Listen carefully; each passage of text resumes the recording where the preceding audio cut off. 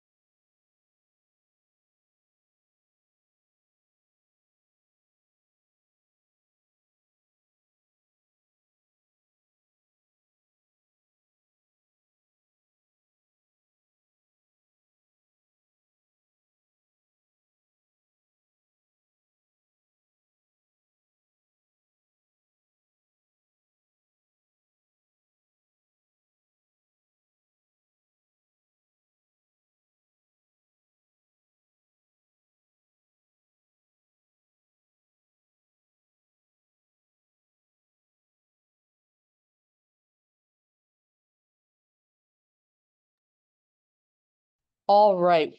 I think we've hit critical mass, so we are going to go ahead and get started. Thank you to everyone for your patience here. Uh, just saw some questions come in through the Q&A on will the slides be shared? So we don't share the slides, but as you'll see on this housekeeping note right here, we share recording. The reason we don't share the slides is because we focus on policy in this webinar, and it's often changing from a day to day, week to week. And so what we don't want to have happen is, a borrower might see a slide that is, out of date, right? And, take action that, could be incorrect simply because, they're getting access to an old set of slides. So we do have the recording, which is timestamped, so someone can know exactly, when that took place. And everyone who is attending, and even if you don't attend and you just registered, will receive a copy of that recording via email. So if you have to step away or lose track while we're talking, not to worry. Again, everyone will receive a copy of that recording. That being said, I have some good news for the folks who joined here today. So normally these are our sort of, all Savvy user policy focused sort of town hall style events that take place the first Wednesday of every month from 4 to 5 p.m. And are given by myself. And we sometimes bring in 4 or 5,000 people on these webinars. So they tend to be much larger. But today we only have about 100 people, which might not seem like it's a small amount, but what that means is that hopefully I will be able to really engage with you all and make this as valuable as possible.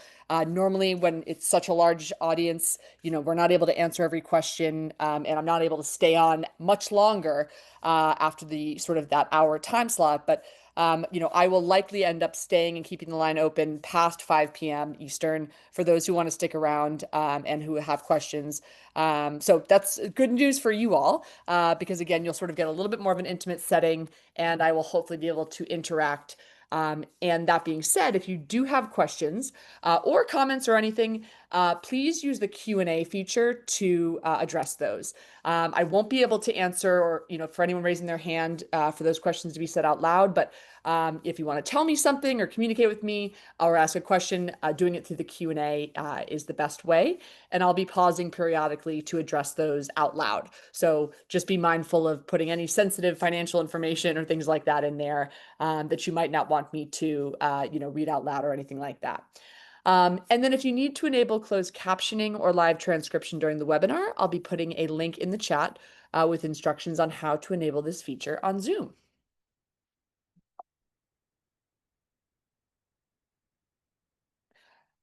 All right, so a quick look at the agenda that we're going to cover here today. And it's a lot. We have a lot of policy stuff to get through. So you guys are in for a treat. But I will say this at the start of the webinar, It's going to be totally understandable if at some point it feels a little overwhelming, or you get confused, or you get a little bored, distracted. And the reason Savvy exists is not so that you all can, become experts on this subject. Trust me, it's hard enough to do that. The goal of Savvy is so that we can make sure that you don't need to be an expert and that we will take care of those things for you. So, my goal here today is to briefly introduce who we are here at Savvy. If you're unfamiliar, this will be a little refresher. And then spend most of the time going through the latest, sort of program and policy updates that are happening in the world of student loans. And then I'll go through some sort of brief FAQs to try to help kind of, formulate all of that in your mind, and then outline the next steps that you can take with Savvy and your Savvy account to ensure that you're on the right track going forward, whatever may come, policy wise. So that's kind of how this will run. And again, I'll pause periodically, take a peek at the Q&A and see if I can address some things out loud. And then I'll probably end up going, I always say a little bit over, but I do talk a lot. I'm sorry, I'm passionate about student loans, but I'll probably end up keeping the line open after the hour so that any remaining questions I can try to answer. For those who want to stick around and talk more about student loans. All right, so my name is Lindsay Clark. I'm the Chief Borrower Advocate here at Savvy. I have been with Savvy since the very beginning, and I'm a student loan borrower myself. I have a little over $200,000 in student loan debt. I say that because I think it might make some of you feel better about your own situation in comparison, in which case, mission accomplished right off the bat. But really because having student loans impacts the way I communicate about them. I wasn't always an expert, and I certainly know firsthand how overwhelming and complicated these programs can be. And so my goal here today is really not to talk and speak at you. It is to distill this information and really help you to synthesize it in a way that is easy to understand, but more importantly, makes clear what next steps you may need to take. And sort of outline exactly what that path forward looks like. So excited that you are all here with me today, and we're ready to sort of get started. Quickly here on Savi. So I work for Savi, which is a social impact technology startup based in Washington, D.C. We were founded by student loan experts and advocates who've been fighting on behalf of the borrower for more than a decade.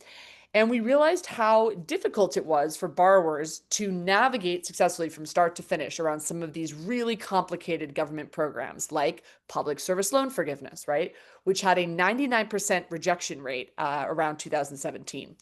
So we decided to do something about it, and we developed Savi as a technology platform and a human service to help borrowers like you and like me not only better understand our student loans, but to successfully navigate through these programs and reach that finish line, which so few borrowers had seemed to be able to do on their own. But along the way, we want to try to make the experience of being a student loan borrower a better one, because I think we can all agree it's not great. And we try to do that by identifying as much additional savings as possible on a month-to-month basis through things like income-driven repayment plans. But we also do it by providing you with access to expert one-on-one support at any point along the way in your journey, however much or often you need it. We realize that borrowers really don't have sort of the expertise and advocates at their disposal that they need to be successful with these programs. And I wish that wasn't the case, but unfortunately it is. And it's very difficult to get information you can trust or the right answer, even from the sources that would know your student loans best, which are your servicer, Mohila, things like that, unless you plan to wait on hold for 3+ hours. So we wanted to make it so that your student debt wasn't the priority. It was you that was the priority, right? And providing that human support to help you explain, feel comfortable and understand what was happening with your student loans. And then we can guide you through those next steps.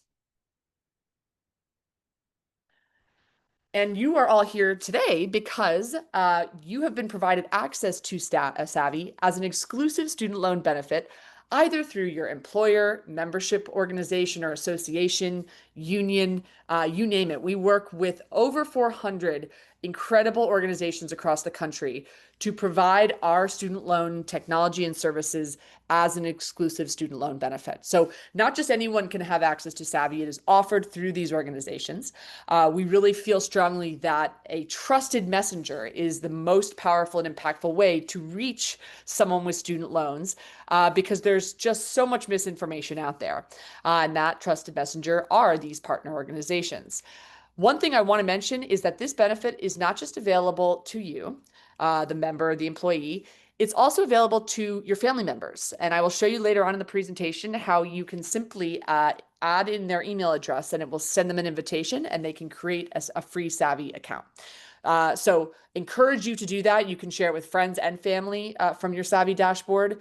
You actually get a 50% off coupon on the premium plans if you invite 3 or more friends or family. They don't have to do anything. You just have to send or put in their email addresses. That's it, and you get a coupon. So we'll show you how to do that later on. But all to say, our goal is to make sure that the broader members of these communities, that includes those family members, get assistance with those student loans. All right, with introductions out of the way, let me just take a quick peek at the Q&A. I saw some questions come in before we really get into it here.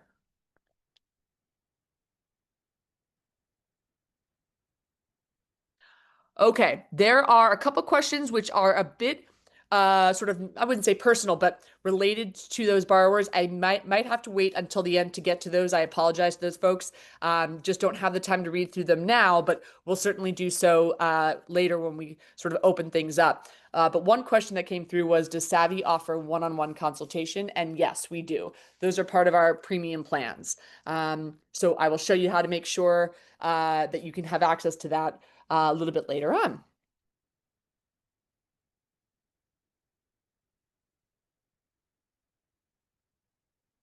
All right, so first up, let's talk about the SAVE plan and what is going on here. So, just a bit of background for those who might not be familiar, the SAVE plan was the most affordable income-driven repayment plan that was introduced under the Biden administration a little over a year ago.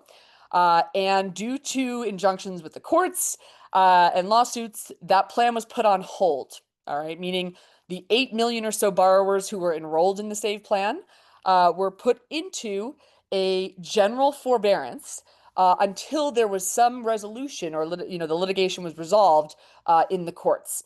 So because they legally could not process payments for those on that plan.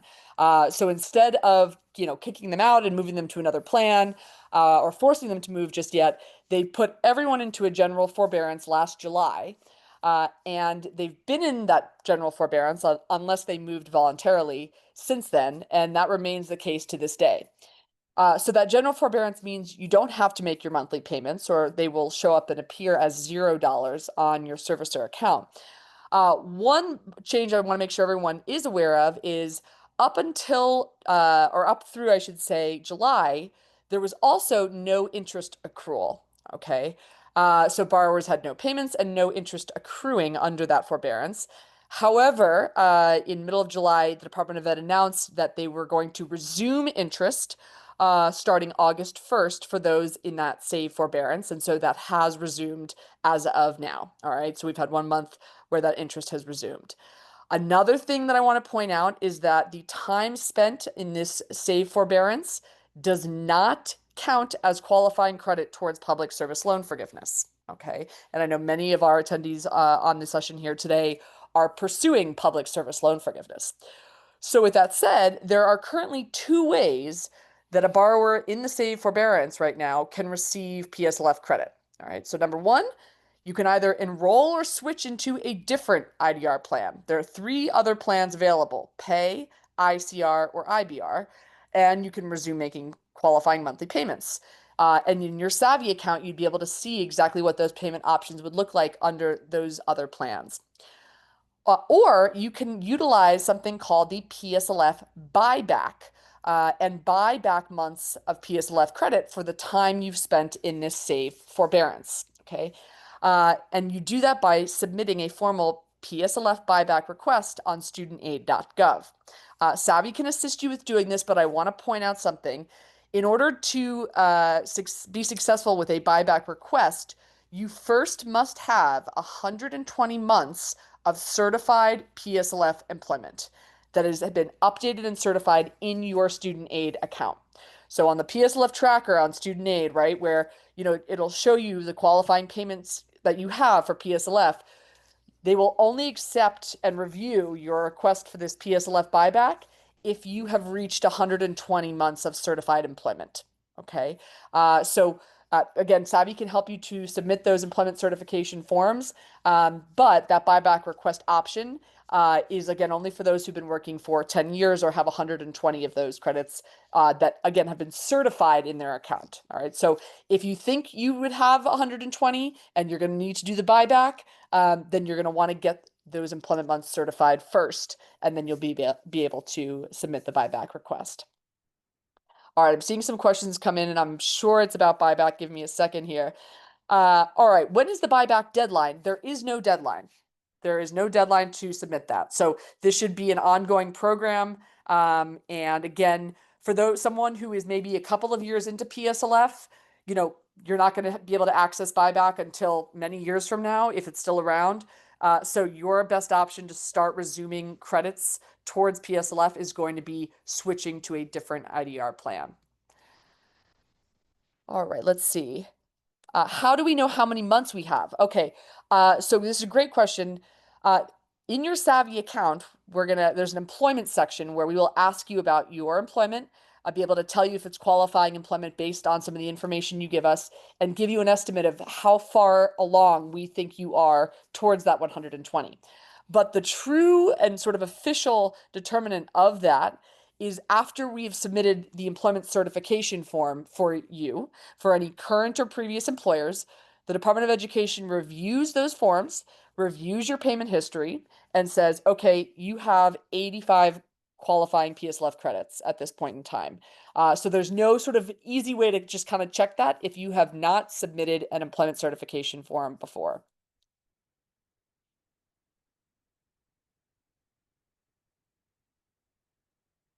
All right. We're going to keep chugging along here. Keep the questions coming. I promise I will try my best to get to them. But I know we've got a lot to cover, and I probably will answer some of your questions along the way through some of these slides. Okay, so aside from SAVE, right, we just talked about, let's talk about the other IDR plans that are non-SAVE, okay? And these are PAY, which stands for Pay As You Earn, ICR, which stands for Income Contingent Repayment, and IBR, which stands for Income Based Repayment. These plans are all currently available for borrowers to enroll or switch into from another plan. However, you should expect lengthy delays when enrolling, recertifying, or switching IDR plans right now because there is a massive application backlog at the Department of Ed. Just to give you a sense here, the Department of Ed paused all application processing from about January through May, okay? And they just resumed in May of this year. What that meant was there was a huge backlog of applications that piled up because borrowers were still able to submit them, but they weren't being processed or reviewed. And just to give you a sense of how many, how big this backlog is, of all the IDR applications submitted since the beginning of 2025, only 3.84% have been processed. So there are over, I believe, 1.5 million applications still pending at this moment. They're working through that backlog.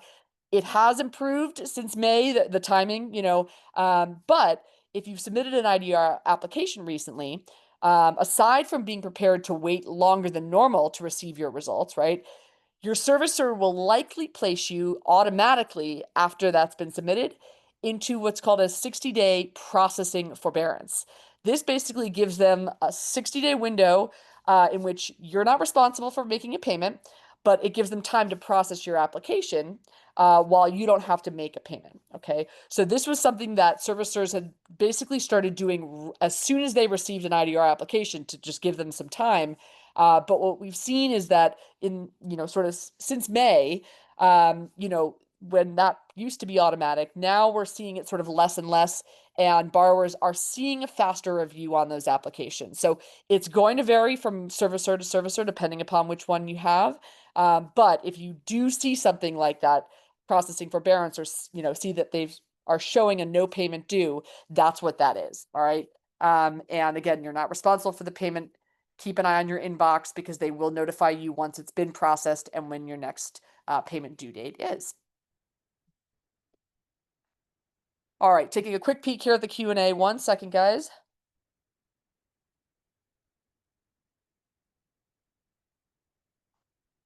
And I just realized I think you aren't able to see the Q&A. Is everyone able to see other questions that are being asked in the Q&A? We have about 35 that have been asked so far. Oh, okay. All right. No, darn it. You know what? I wish I could change that feature. Okay. Let's see here. All right. Well, I'm going to pull out a couple ones that I think would be good for everyone to know just on this topic. So administrative forbearance, is it the same as processing forbearance? No, it's not. The administrative forbearance that, for example, the borrowers in SAVE were put into, the administrative forbearance is something that is usually would describe a forbearance that is put into place by the Department of Ed, in which the borrower is placed into that involuntarily. So I'll give you an example of another administrative forbearance, the COVID payment pause, right? You didn't have to do anything. It wasn't initiated by you. The Department of Ed put everyone into a forbearance where no payment and no interest accrued, right? Same thing with SAVE. So those are both examples of administrative forbearances where this is something that is involuntary and they're putting your account in that status. You can always take it out voluntarily of that status, but that's what's happening. A processing forbearance is something that is specific to applications like income-driven repayment that will be put into place usually by the servicer. So it's not initiated by the borrower. Again, it's by the servicer when it is taking longer for those applications to be reviewed. Because, obviously you're submitting this in, let's say you submitted in September right now. You got a payment, due in October, or maybe later on in the month, this month, and they're not going to be able to review it in time. They are obliged legally to put you in that processing forbearance until they have reviewed the application. All right, so that's kind of the difference. I hope that's helpful. Let's see here. One last question. Does interest accrue during this processing forbearance? Interest does not accrue during the processing forbearance. And one other thing that is actually a great thing is the processing forbearance, usually, 60 days or 2 months, that time actually does count towards PSLF credit. So if you submitted an application and have been in a processing forbearance for 2 months, you will actually get credit for that time, whereas you will not get credit for the months in the SAVE general forbearance. Okay, I'm seeing a couple of questions from borrowers who submitted IDR applications earlier this year and either are still waiting on them being processed and haven't heard. I want to address this. This is actually a great point here.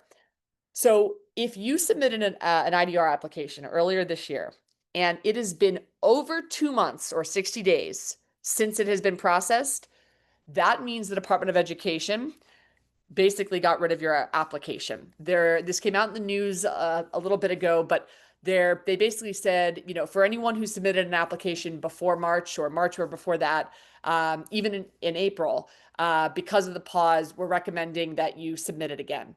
So the best way to know if you were one of these borrowers that totally got screwed over here, that it's not being processed right now, you're going to need to submit it again, is if it's been longer than 60 days and you have not seen any update or status change. So that's a way to know I'm going to need to submit this again.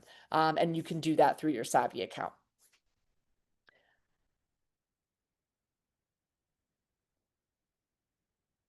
All right, last question. This is a good one. Someone asked, I'm on SAVE forbearance and PSLF. I'm about 5 years into PSLF. If I switch to IBR now, am I also still on PSLF? And the answer is yes. Any income-driven repayment plan, pay, IBR, ICR, all qualify for PSLF. All right. So you'll be good to go to keep making progress towards that finish line. All right. Let's keep going here. Okay. Put away the Q&A for a little bit. Now let's move on to penalties and collections. And this is one that I hope no one is experiencing or has experienced this yet, but I think we are only really starting to see the beginning of what is a massive wave of negative impacts as a result of collections resuming. So let's back up and give some context here. So in January of this year, okay, for the first time since the COVID payment pause was in effect back in March of 2020, they resumed penalties for late or missed payments. Okay. So those penalties included credit reporting. Okay. So even one missed payment can be reported to the credit bureaus. Delinquency. So delinquency is a specific and official sort of status that your student loans will go into after you have 3 consecutive missed payments or 90 days. Okay. And default, which is also, and again, official sort of denoted status after 9 consecutive missed payments or 270 days past due. All right. So those technically resumed in January. All right. Up until that point, okay, even though payments had resumed more than a year ago, if you had missed a payment, there was no sort of repercussion, right? It would just, you might be showing an account past due, but they weren't reporting it negatively to the credit bureaus. You weren't able to fall into delinquency or default, etc. Okay, so that was the case for about 5 years until January. That whole thing started back up. All right. So what that meant was borrowers could then start falling delinquent and into defaults, right? And those consequences beyond that are pretty bad. Defaulted loans trigger what's called collections activity and a lot of other loss of federal benefits and things like that. Now, those collections activities, okay, those hadn't resumed until May of 2025. The Department of Ed said, okay, we're officially resuming collections on defaulted student loans. And that meant that borrowers that were in default as of May of 2025 were subject to what are called involuntary collection activities. This includes wage garnishment. They will garnish up to 15%, actually not up to, they will garnish 15% of every paycheck, okay? And tax refund withholding, meaning they will automatically take your tax refund. It does not even touch your bank account once it's processed, okay? Prior to all this, the last or third, I should say, involuntary activity was Social Security withholding, which was particularly nefarious. They would take your Social Security and garnish that as well. The Department of Ed, however, came out on June 3rd and announced that they are officially stopping that as part of the activities. So it's just wage garnishment and tax refund withholding. Now, I will say this. I have worked with about 5 people since 2017 who were in wage garnishment. And I will tell you, it is a devastating thing to experience. 3 of those people had to leave their jobs because they could not afford to remain employed. They had to go seek some sort of cash job or something like that where it wouldn't be garnished. The problem was once that garnishment goes into place and your employer is forced to put it into place, takes 9 months of rehabilitation to come out of that garnishment. And that's a long time when you're getting 15% of your wages garnished, right? And so oftentimes they gave up and they quit. So all to say, it is extremely important to avoid getting to that state, right? At all costs. Especially because once again, those go into effect, you cannot reverse them quickly, right? It takes 9 months of on-time rehabilitation payments to get your loans back into good standing, at which point that can be lifted, right? Now, since these collections activities resumed and all of this started really coming back into motion, millions of Americans with student loans are sort of feeling the impacts, and a lot of them have to do with the negative credit reporting that is happening to their accounts that they are completely caught off guard by. So just to give you a sense of what this is looking like right now, currently only 38% of borrowers in repayment, all right, that means they have a student loan payment due, are in good standing, meaning their account is current, they are on time, they are up to date, they're in good standing. Only 38%, okay? which that's very, very low, right? Again, you're thinking about how many people who have payments due, that means are either getting missed, right? More than 3.2 million borrowers saw their credit scores drop by more than 100 points after their student loans were reported as delinquent status to the credit bureaus. Okay. So imagine, I mean, again, there's been no credit reporting for 5 years, and all of a sudden you check your credit report and it's 100 points lower. Just to give you a sense, a 100-point credit score drop is equivalent to that of a personal bankruptcy filing. It can be devastating. So we want to, again, make sure we try to avoid that. Another 5.4 million are on the brink of delinquency and will face the same consequences once their loans get reported the next month. Over 5 million borrowers are currently in default, estimates by the Department of Ed, but they believe this is going to double by the end of this month to 10 million. And that, I mean, just to give you a sense, there are about 47 million Americans with student loan debt. So this is a not insignificant amount of borrowers who are really feeling the impacts of this as a result. And as of this month, 2 million of those borrowers are estimated to go into wage garnishment. So with all of that said, I really want to emphasize how to avoid delinquency or default. First up, if you're not sure where you stand, and that's totally normal. Many people are like, wait, maybe I'm not sure. I want to double check. How do I know? You can see the current status of your student loans on studentaid.gov, okay? Right on your sort of My Aid overview, it will show the loans and the loan status as either in repayment, forbearance, and if it's in default, it'll show default. I have a screenshot later on in the slides that I will show you as well. Or you can call your loan servicer or go onto your loan servicing account. Now, if you log into your servicer account, let's say Mohila, and it's showing a past due monthly amount, and you're not sure how many months you might be past due, right? You need to address that right away. And the good news is you do not need to pay that past due amount in order to bring your account current and into good standing. Okay. You can bring your account into good standing without having to pay the past due balance two ways. One, calling and asking to use a forbearance to bring your account current. That exact phrase. I would like to use a forbearance to bring my account current. They will put that into place.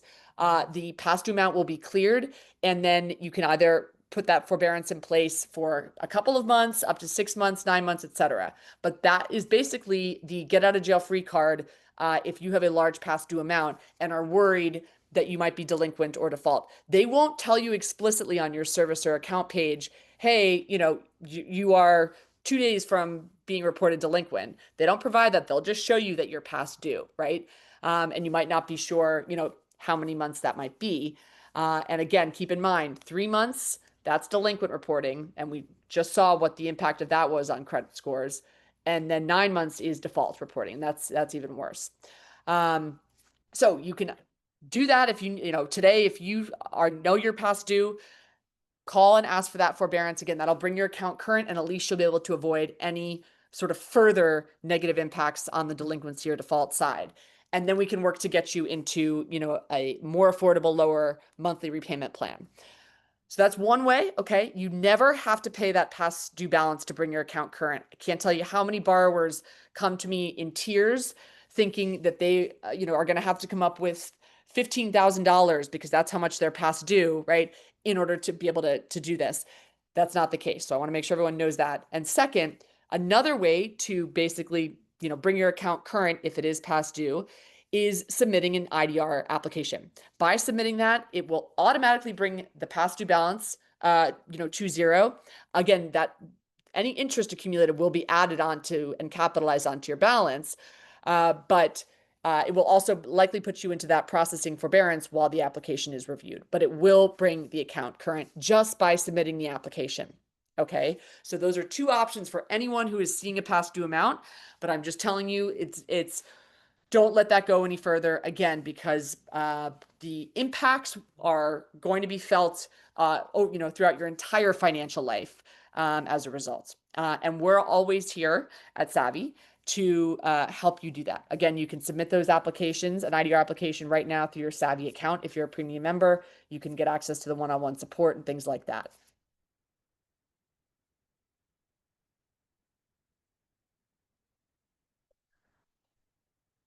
Okay. Now we are going to transition and talk a bit more about some of the big legislative changes that have been happening, or that did happen this summer, when Trump signed into law the One Big Beautiful Bill, or OBBB. This was a massive reconciliation bill that congressional Republicans have been working on for months, basically enacting Trump's sort of key legislative priorities. It covered a lot, the implications across the board from, healthcare, Social Security, you name it, taxes. But when it comes to student loans and federal student loans, the reforms in the OBB will hands down make, I would say, the most significant changes to federal repayment and forgiveness programs in decades. Okay. And will impact basically every current and future student loan borrower. It's a sort of a change of the system. Um, and I mean, just a quick highlight, and then I'm going to go into detail on all of these. Some of those reforms that are going to take place next year include removing existing IDR plans and replacing them with a single new repayment assistance program, or RAP. They've put in place yearly and lifetime caps on the total amount of student loans that you can now borrow. And things like they've ended economic hardship and unemployment deferments. That was something that someone who lost their job could easily take advantage of to have no student loan payments. All to say, I'm going to go into detail on these different things in just a second here. But keep in mind, these changes aren't scheduled to take effect until July 1 of next year, 2026. Okay, so you will have some time to take potential necessary actions to prepare for this. In the meantime, we are working, very tirelessly as always to ensure that our tool, our platform, and our services are prepared and will show you exactly what you need to do, with the implications of this OBBB, and sort of prepare you for what's to come. But for the purposes of today, right here, now we're going to sort of break down exactly what's included in the OBBB and how it will impact you. All right, let's see. I'm going to check the Q&A quickly right before we dive in here. Okay, for those who are asking how you become a premium member, how do you access that? If you have a Savi account and you log into that Savi account on the dashboard, right when you log in, let me see if I can skip ahead here and show just in case. All right, everyone, hold on one second. All right, sorry for the quick slide previews here. Okay, just because I know I'll probably be going over, and for those who might have to hop off and okay. One second. Okay, Savi dashboard. Just want to show you. Okay. All right. So if you see on this screen right here, when you log into your Savi account, now if you don't have a Savi account, that's okay. We're going to make sure you have one by the end of the session. And you'll get a QR code, an email, an activation link, and all that after the webinar. But from that dashboard, when you log in, you'll see here right here, Savi plan. If you don't have a premium plan, or you haven't upgraded yet, you can click select plan there, and it will show you the options that you have. We offer the DIY, which is always free. That's where you do these things yourself. And then we have essential and then pro. And so you can take a look at the comparison based on your specific employer, association partner, etc. Some of these organizations have subsidized the cost of the premium plans of Savi. Some have not. Some have discounted prices for their employees or members.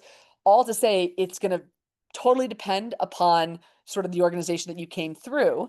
And so normally the essential plan is no more, I think, than $70 a year. That's a year.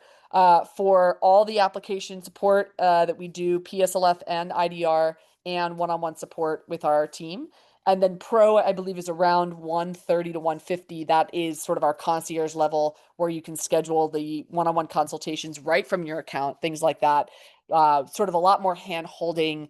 So that option is available too. But again, some of your employer may subsidize that, et cetera, and you will see that price accordingly when you click select a plan. So it will show you, right? Like, oh, actually, Savi essentially is, free for employees of XYZ, if that makes sense. All right. So that's where you can sort of see an upgrade from that plan. And then if you want to reach out to our support team, if you have a question, so right. So these are the three plans.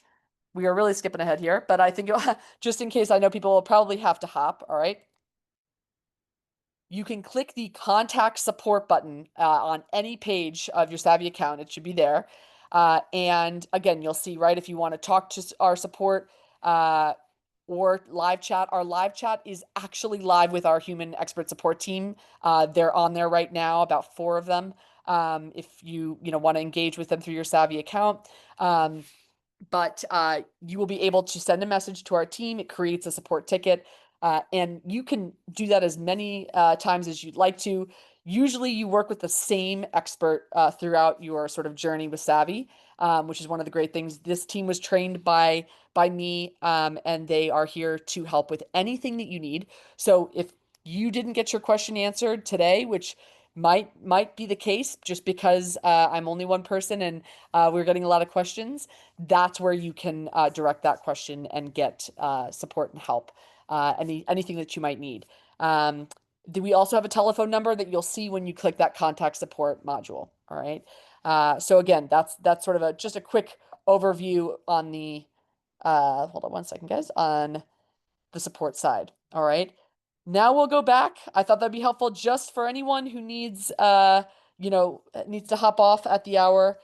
For those who are so interested in this OBBB stuff, I'm sort of being facetious, but like I said, for those who are willing and wanting to stick around, just giving everyone a heads up, I will definitely be going past 5 p.m. But all to say, you'll be receiving a follow-up email. Your Savvy account will be the place to access any and all of this, and our customer support team. So, want to make sure everyone is set and not leaving here without, those next steps. Okay. With that being said, all right, when it comes to the OBBB, to sort of break down, these major changes, we'll think about it in sort of 4 different categories. First, changes to repayment plans. Okay, so I'm going to talk through what the implications are for current borrowers, for Parent Plus loan borrowers, for new borrowers. So these are folks who are going to be taking out student loans July 1, 2026 and afterwards. That's a new borrower. And then I'm going to go through exactly what this new RAP plan or repayment assistance plan looks like. Okay. Next category is changes to forgiveness and discharge programs. So we'll talk about public service loan forgiveness, income-driven repayment forgiveness, and then closed school and borrower defense discharge. Third, we'll talk about changes to student loan disbursement. So this would be, again, new borrowers and the sort of lifetime and yearly loan caps that are now in place on that borrowing. And last but not least, we'll touch on changes to some of the other sort of relief and hardship programs like economic hardship deferment. Okay. Okay, buckle up, everyone. So first up, let's talk for current borrowers, which I'm assuming is probably going to be most, if not all of you, on these changes to repayment plans. So starting July 1 of next year, all right, several of the existing IDR plans, that trio of Pay, ICR, and Save, will be phased out. Okay. Now, if you've been paying attention, you'll notice one of them is not included in there. We'll give bonus points to someone who can maybe who knows the answer in the Q&A if you're so willing. But I guess it does say it on the screen. Never mind. The bill preserves a newer, more affordable version of IBR for eligible borrowers, and we'll get to that in a second. So July 1 of next year, there will be no more of the ICR, Pay, Save plan. IBR will remain, but it will only be eligible for certain borrowers. Okay. The reason why that plan remains in place is because it was actually part of written into law, just like the PSLF program was. So they are not able to just get rid of it that quickly. So IBR was the original sort of income-based repayment, and that will stick around. All right, so that's what is happening July 1 next year. Now, between July 1 of next year and July 1 of 2028, all right, Borrowers enrolled in these plans, okay, so let's say come July 1 of next year, you're enrolled in ICR, okay? So between July 1 of 2026 and then July 2028, you'll be given a choice to either switch into IBR or the new repayment assistance plan, okay? You will be able to stay on your existing IDR if it's ICR or pay or save up through July 1, 2028. So you'll basically, they're giving you 2 years to decide if you're which one you're going to move to. Okay. But you're going to have to move to one of those two, and those are the only two you can move to. All right.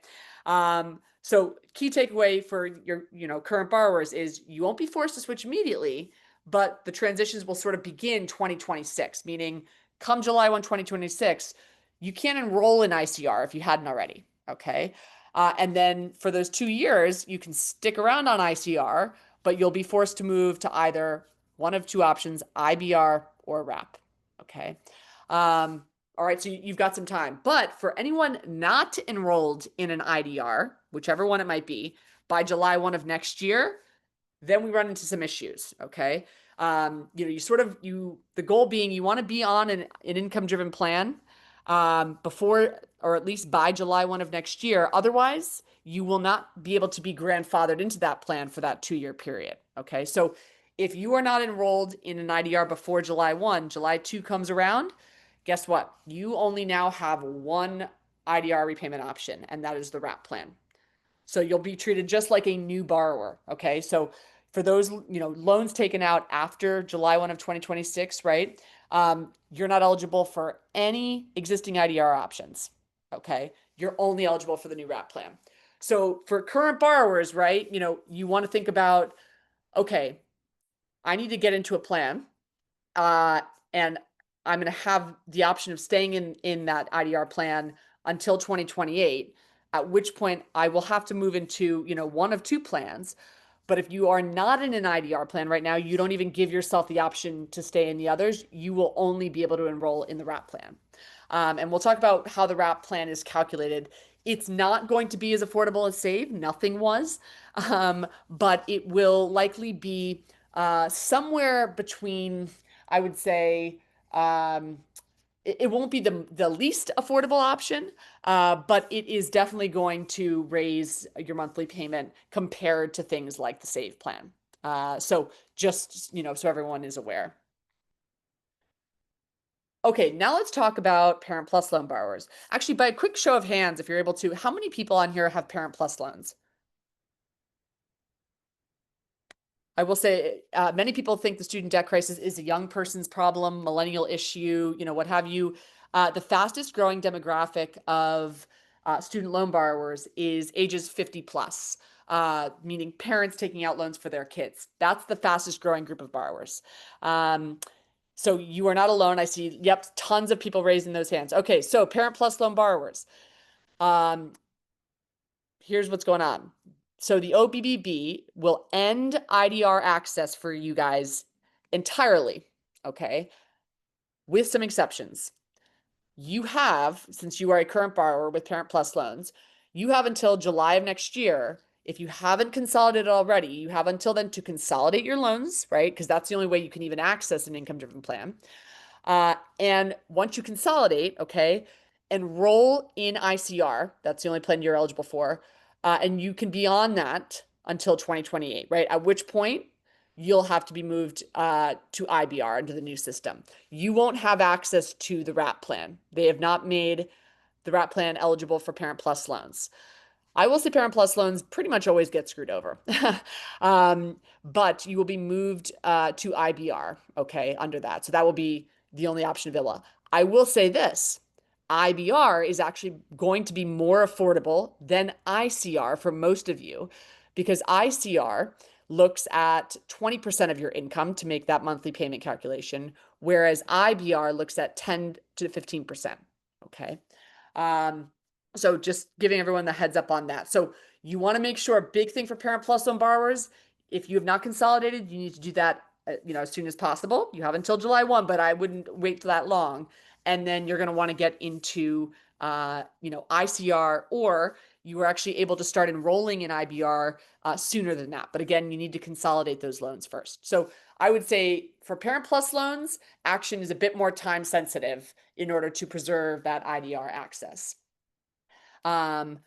One other thing, the bill expands some of these exceptions to include double consolidated Parent Plus loans, that aren't enrolled in some of these other income-driven repayment plans. All right.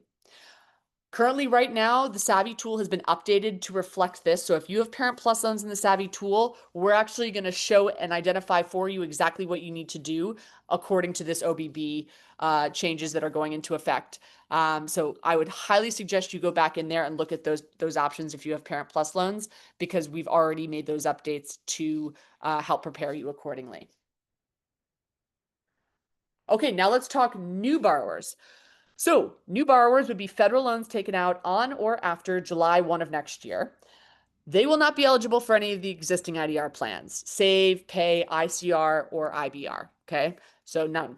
New borrowers will only have access to just 2 repayment plans total. Okay, the standard plan, which everyone always has access to. This is a 10 to 25-year term, depending on your loan balance, and the monthly payments are based on that loan balance. Okay. That's what the standard plan is, what borrowers are put into automatically as soon as they go into repayment. Oftentimes for borrowers, it's a lot higher than an income-driven repayment plan. But again, it's going to depend entirely on how much student debt you have. That's how they base that. Sort of a simple how much timeline, and that's your monthly payment. So that you'll have access to the standard plan as always, or the one and only new income-driven repayment plan called the RAP plan, Repayment Assistance Plan. That'll be the only income-driven option. So key takeaways, new borrowers are going to have fewer, less flexible repayment options. And RAP is, as I sort of was describing earlier, less generous than current IDR plans, but still remains eligible for PSLF. Okay, both IBR and RAP are eligible for PSLF. All right, and we'll talk about that in a little bit more detail when we talk now through this new repayment assistance plan.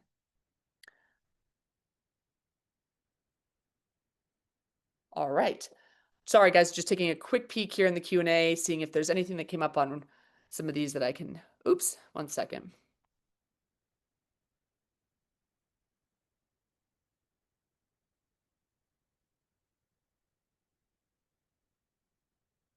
Okay. Can everyone hear me okay? I'm seeing some comments in the Q&A that I'm cutting out. I just want to make sure everyone can hear me. Okay, great. Thank you. Thank you, Laura. Okay. Let's see here. You can enroll now. Yes, Lynn, who has asked, you can enroll. Absolutely, you can enroll now.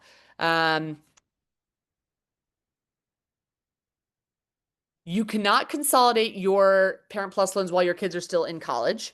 You have to wait until those loans officially go into repayment, which usually happens after they graduate. So the loans need to be first, it's sort of gone into repayment, and then you can consolidate them. I would say this, if you have Parent Plus loans, and this is really not a sales pitch, but it is because a consolidation can be a tricky thing. There are implications around, your interest rates of your various loans become a weighted average, right? There are things you want to be aware of and think through depending upon whether you're pursuing PSLF or not, et cetera. There's a lot sort of a nuanced and a little bit more complication than any other loan type. And you want to make sure that you're doing the right thing and making the right decisions. And so I would highly encourage you. I'm seeing a ton of questions coming in from Parent Plus loan borrowers. I don't want to take up too much time on getting into them today, but I highly encourage you to reach out to our support team. This would be the time to make sure that you are, crossing those T's and dotting those I's. on Parent Plus loans, because they will be able to help you with these intricacies. So for those borrowers who are asking about sort of these nuanced questions on consolidation with Parent Plus, and enrolling and things like that, definitely take advantage of our support team and a premium account now. Not to say you'll always need a premium Savi account. Hopefully you won't, right? That means we're doing our job. You're learning and doing these things on your own. But this would be the time if there ever was. All right, let's talk about what this new repayment assistance plan, or RAP, is. So again, just to refresh here, it will be the only income-driven repayment options for new borrowers who've taken out loans on or after July 1 of next year. Again, as a reminder, existing borrowers who are enrolled in IDR at that point would have the option to stay on their current plans, and by 2028 move to either IBR or RAP. Okay. So if you're a current borrower who's on IDR, you get IBR or RAP, but new borrowers only get RAP. Now, RAP would feature a sort of new tiered repayment formula that increases the percentage of income that must be dedicated to a borrower's monthly student loan payments as their earnings rise. Okay. So that's between 10% of income to 20%. RAP, unlike all other IDR plans, however, always has a minimum monthly payment requirement. So right now on those other IDR plans, pay, ICR, IBR, right? If you have no income, $0 is your income, right? Whether you're unemployed, you don't have income, etc., you are able to qualify for a $0 monthly payment. Okay. Under RAP, there will be no such thing as a $0 monthly payment. You will have a minimum monthly payment requirement. They will likely make that $10 a month. Okay. Good news, borrowers will be entitled to income-driven repayment forgiveness with RAP. However, it will be 30 years instead of 20 to 25 years that exists under the current plans. Okay. So that's not ideal. They've extended that out. All right. However, RAP will qualify for PSLF. Okay, so I know for a fact most of you on here are PSLF eligible and pursuing that program. And so you will be able to be on that program and continue to pursue PSLF. Okay. Now, RAP is not yet available. You can't enroll in this yet, right? Again, it doesn't go into effect until next July. And we expect to learn more details about exactly how they plan to calculate this and things like that. We've been hearing they might come up with a new application. So all to say, through your Savi account, when you enter your information and we show you your options, RAP is not an option that we're showing you on there yet, just because we don't know enough information. But when we do, and when that program is available to enroll, you will see that. All right. So we really tailor those personalized options to, the plans that are available now and that are best for you. Same thing goes like for Save. You won't see Save as an option in your plan results page on your Savi account because you're not able to enroll in Save anymore right now, right? Borrowers who are still in Save are on that forbearance, but no new borrowers can enroll. All right, so that is RAP. Now let's talk about changes to some of these forgiveness and discharge programs. So first up, and most important, public service loan forgiveness. So good news, the OBBB actually did not include any major changes to PSLF. Okay, the program was left relatively unimpacted. Which should also give all of you who I know have probably had concerns at one point or another about whether this program is going to go away, etc. It should restore some confidence. And I will tell you, I feel very confident in the fact that it is not going away. I mean, there are legal things that make it so that it is not going away, such as the fact that it was signed into law. It would take an act of Congress to reverse that. But even what I'm about to talk about now, right, some of the executive orders and sort of, proposed rules to try and, curtail PSLF eligibility, in and of themselves, it's sort of a tacit acceptance of the program, right? They're not trying to get rid of it. If they were, you'd be seeing different things coming out. Okay. So that being said, for anyone who's sort of concerned about, will this program be around in 5 years? I can tell you with confidence that it will be, and longer for that. It is relatively bipartisan. It was signed under the Bush administration in 2007. And what we're seeing happen to the program now are more so some political things that are trying to limit the benefits of certain organizations and employers, not necessarily the employees. And that's what I'll get to now. So no changes in the OBBB. All right, poof, dodged a bullet there. Separately, though, the Trump administration has been working to implement an executive order he signed back in March called Restoring Public Service Loan Forgiveness. Even in the title, restoring, right? Again, he's not trying to get rid of the program, but it directed Department of Ed to draft new rules aimed at excluding organizations the administration defines as having a substantial illegal purpose. Now, this definition is pretty sort of broad and far-reaching. It includes a wide range of activities that they have deemed could be of substantial illegal purpose, including providing healthcare services to transgender youth, facilitating the violation of federal immigration laws, and engaging in an activity that facilitates illegal discrimination. Now, critics have pointed out that this is potentially sort of a weaponization, a political weaponization of the programs, and hurts ultimately, you all the employees at the heart of anything like this. But let me continue and we'll go further. In August, Department of Ed released these proposed rules that could potentially bar certain nonprofits or public employers from being PSLF eligible starting in July of 2026. To be clear, the rule would not strip or remove PSLF participants of any past qualifying payments. Okay. Everything, let's say, the nonprofit that you work for lost PSLF eligibility starting next July. Everything up till next July would still count. Okay. It would only be future qualifying payments that would stop counting if an employer is disqualified under the new criteria. The process for challenging a disqualification determination remains unclear and undefined at this time. Okay. But most importantly, to keep in mind, these changes are all still proposals. Okay. They published this, what they call draft ruling, into the Federal Registry. And we are now in sort of a 30-day public comment period, after which Department of Ed takes those comments and then will release the final ruling before November 1 to be implemented by July 1 of next year.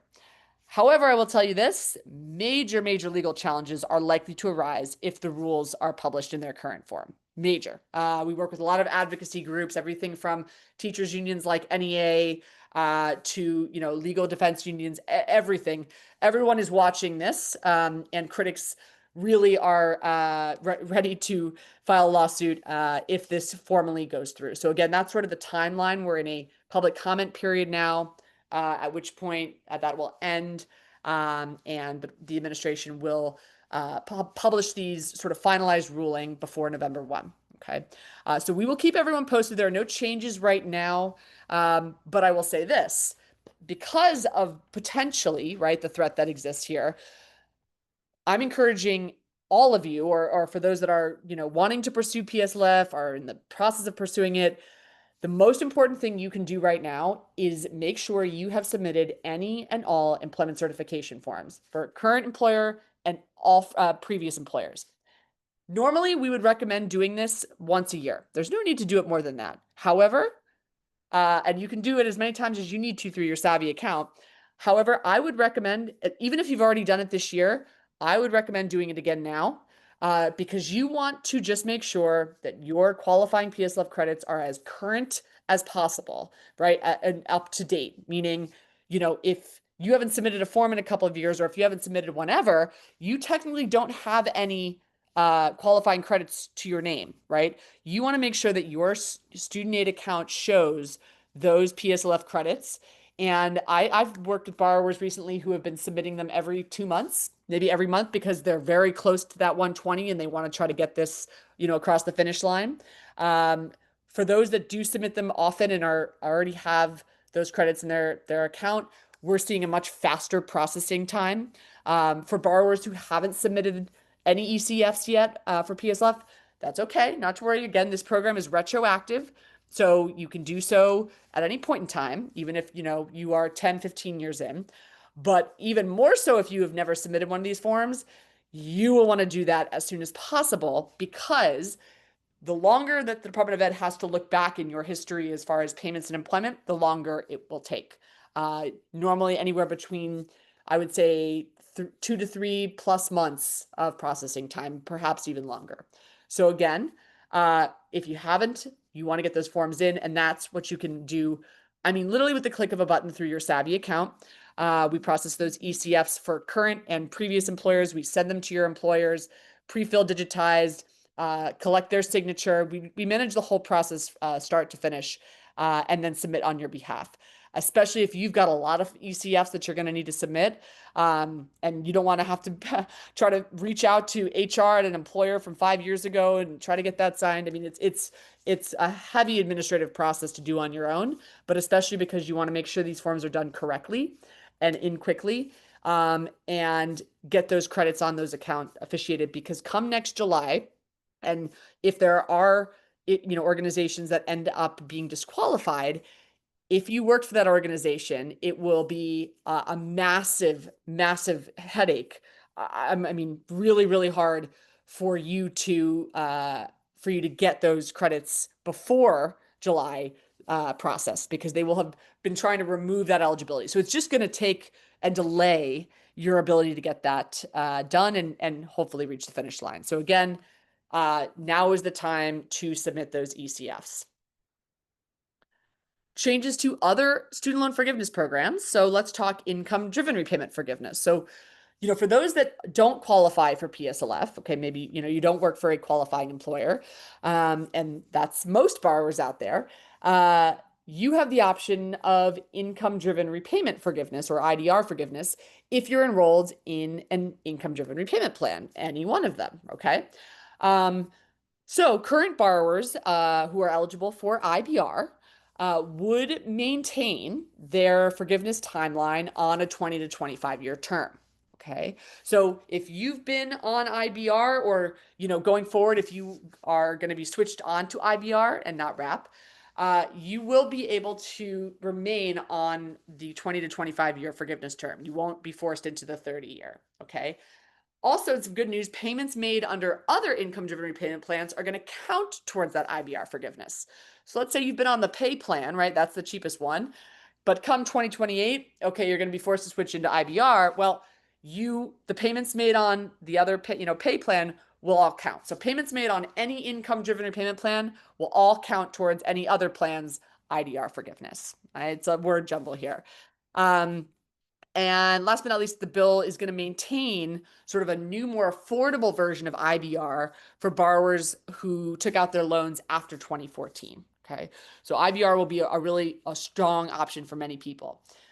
Now, for current and prospective borrowers who enroll in the RAP plan, as you mentioned on the other side, you're going to have a repayment term of 30 years before you will qualify for student loan forgiveness. But payments made under other IDR plans, as well as the standard plan and standard extended and graduated, those are what are called alternative plans, and certain periods of deferment and forbearance could count towards RAP loan forgiveness. Okay, but again, it would just be on the 30-year timeline. All right, last but not least, when it comes to closed school discharge and borrower defense discharge. So these are two programs. Many of you may not even be aware of them, but these programs, basically focus on, if your school closes during your enrollment, okay, or, the institution makes material misrepresentations to a prospective student. This is a lot of times, you've seen some of these in the news where, the Department of Ed has deemed that, some institution, usually sort of, online higher ed, things like that, they basically, deem them, sort of legally responsible to their students because of misrepresenting certain things. All to say, these programs were meant to aid borrowers who unfortunately experience this, right, to no fault of their own. Unfortunately, the regulations enacted under Biden that attempted to ease and expand access to these sort of school-based student loan discharge programs are going to be delayed for 10 years. If you are someone who is eligible potentially for closed school discharge or borrower defense discharge, this would be another, again, perfect case for reaching out to our support team, because that is an entirely separate and complicated thing. and will oftentimes require my assistance as the chief borrower advocate in escalating your case with the Department of Ed. So for anyone out there whom this might be relevant to, please reach out to our support team. I probably won't be able to give it the attention on today's session, but they will be able to connect us. Okay, second to last slide here, I think, on this. Let's talk changes to disbursement. And again, this is only going to be for new borrowers, so those taking out loans, July 1 and after. But there were significant changes to federal aid disbursements, primarily for student loans, these yearly and lifetime caps on how much someone can borrow. So first, the bill eliminates entirely the Grad Plus program. Grad Plus program was a loan program, Grad Plus loans, right? I have them myself. That was a federal loan program for graduate and professional students that basically allowed you to take out as much as you needed to cover the total cost of your attendance. So there was absolutely no cap in place. But they were always there for you, if for however much you needed to be able to cover tuition. They've eliminated that entirely. Okay. So come July 1 of next year, no, there will be no new Grad Plus loans. All right. They've put in place caps on graduate level federal loans. Okay, so these would be a direct loan that are given to a graduate student. Okay, that's different than a federal direct loan given to an undergraduate student. Okay, so they're trying to really cap, if you can sort of tell here, they're trying to really curb graduate level federal loan programs that basically made it easy and accessible for borrowers to take on a lot of student debt. So those caps are at $20,500 per year with a $100,000 lifetime limit. Okay.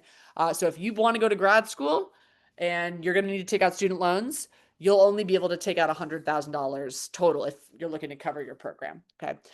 Now, when it comes to professional level loans, so that's loans for law and medical school, those are now capped at $50,000 a year with a $200,000 lifetime limit.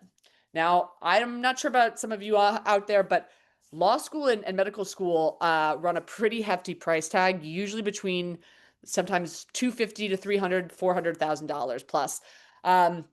So many people have argued that this is going to make, professional schools like that, law and medical school, it's going to impact the people that are able to now attend as a result of this limit on loans. And then finally, Parent Plus loans now have a lifetime cap in place of $65,000. So you will only be able to take out a max of $65,000 in Parent Plus loans. Okay. And again, keep in mind that any of these new Parent Plus loans, right, come July 1, or I should say after July 1, are not going to be eligible for any income-driven repayment option. You will not have. So if you take out $65,000 of Parent Plus loans, you are paying that back on the standard plan. Okay. Also keep this in mind, because for any future Parent Plus loan borrowers, because you are cut off from income-driven repayment, you are also effectively cut off from most forgiveness programs, including PSLF. Okay, so they're trying to actually, I would say, discourage, right, people from taking out Parent Plus loans and putting a cap in place if need be. All right. Now, obviously, critics have argued that these caps, especially on the professional level, law and medical school, are going to force prospective medical or law students, to rely more heavily on risky private loans, or they may forego an advanced degree altogether, which, can exacerbate shortages of doctors in rural areas and attorneys in, low-paying prosecutorial and public defense roles. It's going to make it harder for many, many people to be able to pursue those higher education efforts. All right, last but not least here, and I know we are way over time, I apologize, but this is the last part on our OBB section. Let's just talk the relief and hardship programs that are impacted. So first up, this bill is going to eliminate economic hardship and unemployment deferment options, meaning borrowers who are experiencing economic hardship, have lost their job, etc. The only way they will be able to modify their monthly payment is under an income-driven repayment plan. Okay. Or they could use discretionary forbearances, meaning, I'm calling my servicer, or I'm voluntarily putting myself into a forbearance. Um, so that program is ending. Speaking of discretionary forbearances, okay? So discretionary forbearances are basically something that borrowers with federal loans have access to in case you're not able to make your monthly payment, for now, for a period of time, etc. I'm sure there are many of you out there who are similar to me. When I graduated in 2011 from undergrad, I mean, my dad said, call your servicer because your monthly payment is $800. You can't afford that, obviously. So just put yourself into a forbearance. And I called my servicer, Navient at the time. They told me nothing about income driven repayment plans. I didn't even know that was an option. I just knew I can't pay $800. So my only option is to put myself in forbearance. So I used as much forbearance as possible because I didn't think that there was anything lower than what the payment amount that I was seeing on my account. So currently, federal borrowers have up to 36 months cumulative forbearance available. Okay. You get that on those federal loans. That's sort of part of, what's sort of afforded to you, which you can use for up to 12 months a period of time. So you could call and say, put me on a forbearance for 1 month, 2 months, 3, 4, 5, up to 12 months at a time. Okay. Consecutively. So you can't put yourself, in a 2-year forbearance. It can only be up to 12 months. And there's no sort of like prohibition on consecutive forbearances, as I would know well, keep on calling and putting yourself into that forbearance. However, discretionary forbearance, while you don't have a payment due, your interest is still accumulating. And coming in and out of a discretionary forbearance, meaning you put yourself in it at your discretion, capitalizes that interest. Okay. So oftentimes, while you're not, having to make a monthly payment, you want to be aware. And again, this is why my loan balance has increased so much over the years, was because, during those periods of time when I was in forbearance, thousands and thousands of dollars of interest was racking up, and that would be added onto my principal balance. So my balance was actually increasing for so much of the time. Even when I started making payments, it was still increasing because it wasn't enough to cover the interest. But all to say, those discretionary forbearances have been a lifeline, I would say, for many of us if we've needed them. However, they're changing slightly, and they're trying to put restrictions on how much and how often. So as of or starting July 1 of next year, you'll be restricted to no more than 9 months of consecutive forbearance during any 24-month period. Okay. So if you do, a ton of forbearance, let's say, you won't be able to put yourself in a 12-month consecutive forbearance, but you will not be able to sort of, I should say, consecutively go into forbearance because they're restricting you down to no more than 9 months for 2 years. Okay. So just something to think about going forward. And last but not least, this is probably one of the really, really good things, and I'm happy about in this bill, is it's going to allow borrowers to rehabilitate defaulted loans twice. Under the current law, if you go into default, you can only rehabilitate your loans once. So if you've gone into default, spent 9 months rehabilitating your loans, and then you go back in default, you are not able to rehabilitate them again. Okay. So this is good that they're going to give people an ability to do it again, another shot, right? Just keeping in mind, however, that the minimum required monthly payment for rehabilitation would double from $5 to $10. Okay. That rehabilitation process is 9 consecutive months in which you have to agree to make those payments, and you're able to set it up for just, now $5, but come next year will be mandated 10. Okay. So that's what's happening on the sort of the relief hardship. Okay. I see we've still got many of you here with us. I appreciate those who have stuck around.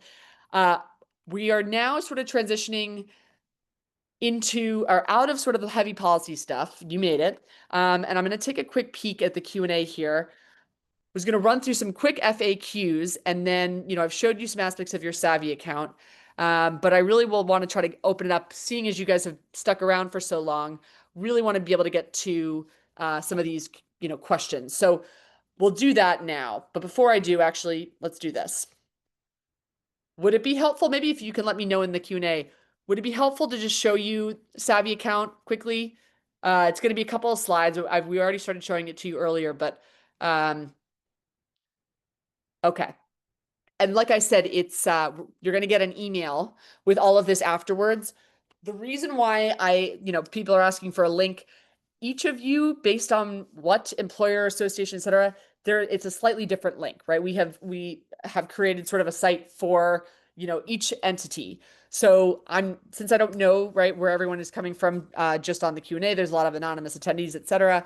I'm not able to I want to make sure I give you the right one, right? Because that might have implications for, how much the premium plans are, right? So the easiest way to do it is this.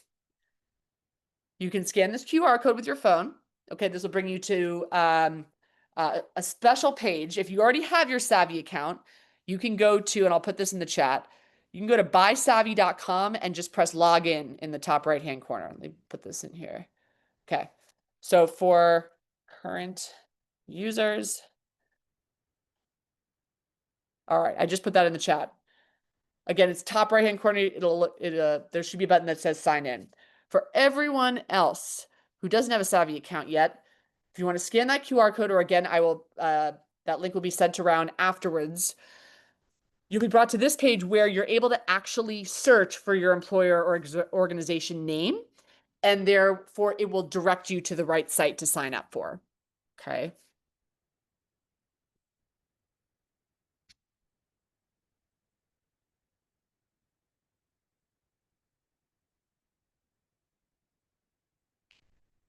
All right. And then once you've signed up, using Savi is we try to make it as easy as possible with technology, but it's almost like a TurboTax for your student loans. We're going to ask you questions about your income, your family size, your employment. All of that's to help us be able to provide you with those personalized recommendations. That's when you can see your options. Okay, you can upload any of your student loan documentation to your dashboard and things like that. You can select, your Savi plan, right? We saw these before, and click contact customer support. So I'm going to go back now to our FAQ, but that, like I said, everyone's going to be getting an email with the follow-up links, accessing their account. But I would say this, if you are a new user, look out for that email. Current users, log back into Savi, check the status of your account. And if you didn't get your question answered, or are looking to try to tackle this, you've already dedicated this time out of your day. Keep that momentum going, and reach out to our support team. They are there to help at every point, every step of the way, regardless of where you are. There is no one size fits all here. Every borrower is different. All right. Okay, let me go back to our frequently asked questions. Let's see here.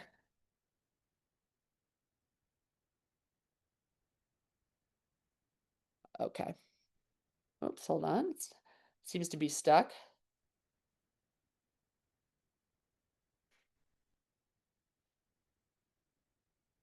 All right. So first up, where can I check the status of my federal student loans? And this we touched on sort of in the delinquency default section, but this is what I had referenced around the screenshots. So studentaid.gov, all right, that's the official website of the Department of Education. That site is different from your servicer, like a Mohila, Nelnet, Ed Financial, all right. Studentaid.gov will sometimes be or reflect a bit behind what your servicer is reflecting, only because your servicer is sort of going to be the most accurate, up to date, in real time estimate, or I should say not estimate, but sort of up to date information of your current repayment plan, status, behind, due date, etc. That's your servicer account. Okay. If you were to log on to studentaid.gov and you're like, wait a second, it says my due date's this, and my loan balance looks slightly lower. That's because the updates back to Department of Ed from your servicer, and that servicer is contracted to manage your repayment and collection of the debt, those come every 3 months. So oftentimes, right, if you're looking at both side by side, they might not be the same, and that's okay. Just want everyone to know that. Again, because there's somewhat of a lag in the servicer reporting back to the Department of Ed. Anyway, but from that studentaid.gov account, logging in, it's, your record of any and all federal loans and grants you've ever received, right? And you likely did it through that account when you got the loans in the first place. Now, your dashboard on studentaid.gov will look like this. If you go to My Info right here in My Aid, okay, so you'll look for the My Aid section. It will show you a loan breakdown that looks similar to this. And we chose an example here of this is a loan status of a loan in default. All right, so you want to look for that loan status, right? But for anyone, any borrower, it will show you the loan type, right?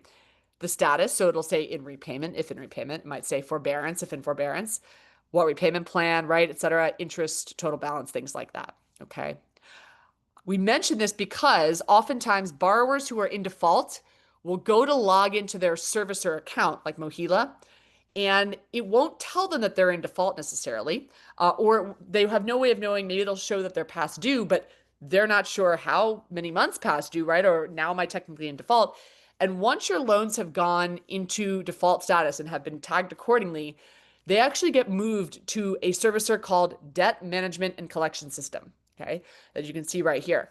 And you're not able to, your servicer actually isn't able to help you anymore. If you called Mohila, they're like, oh, you're with the Department of Ed's official default servicer. You're going to have to call them to access your rehabilitation. But you'll still be able to access your servicer account and see your stuff there, okay? That's why checking the status of your loans here will help tell you exactly what's going on. All right, so you're not having to, you're not chasing around calling your servicer who telling you, we can't help you. There's this other servicer, right? Again, anyone who is officially in default, once those loans hit that point, those loans get transferred to the debt collections management system that handles the rehabilitation and default cases. But you will still have access to see that information, on your Mohila or Ed Financial account. Okay, so that's where you can check the status of your loans.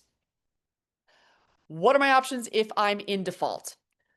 Okay, so there are two options or programs for anyone in default: loan rehabilitation, which I touched on a little bit earlier, and loan consolidation. There are pros and cons to both, but under current law right now, you are only able to do each of these one time. So if you already did loan rehabilitation right now, okay, that's going to change come next July. You'll be able to do it twice. But if you already did loan rehabilitation, you can't do it again. And if you already consolidated, you can't consolidate again to get out of default, okay?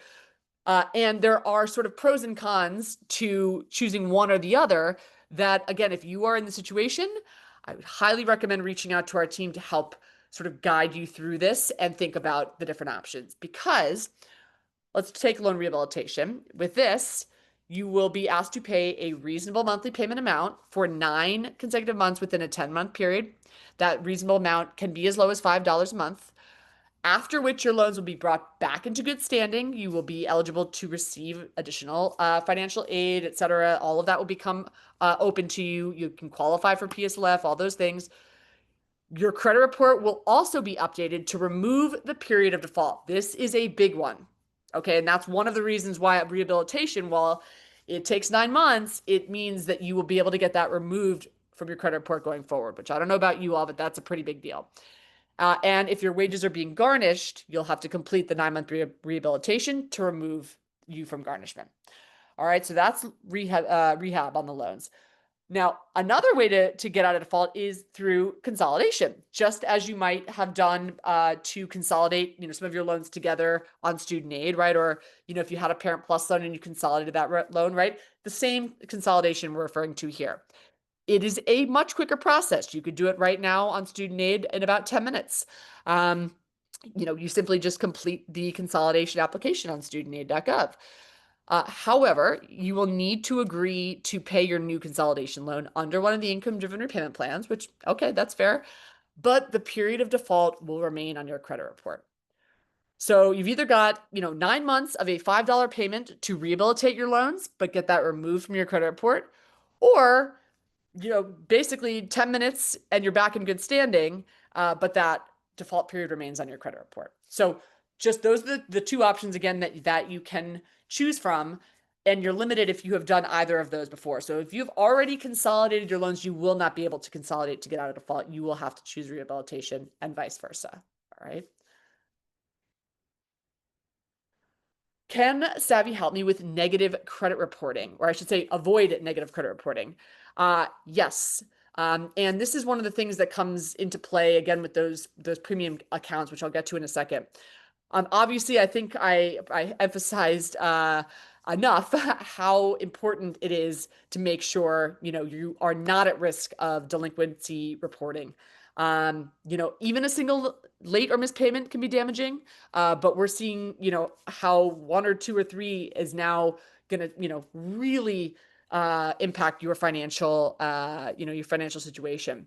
So in the sort of the spirit of it being so important to monitor the status of your student loans to ensure, right, that they are in good standing and taking immediate action if they're past due.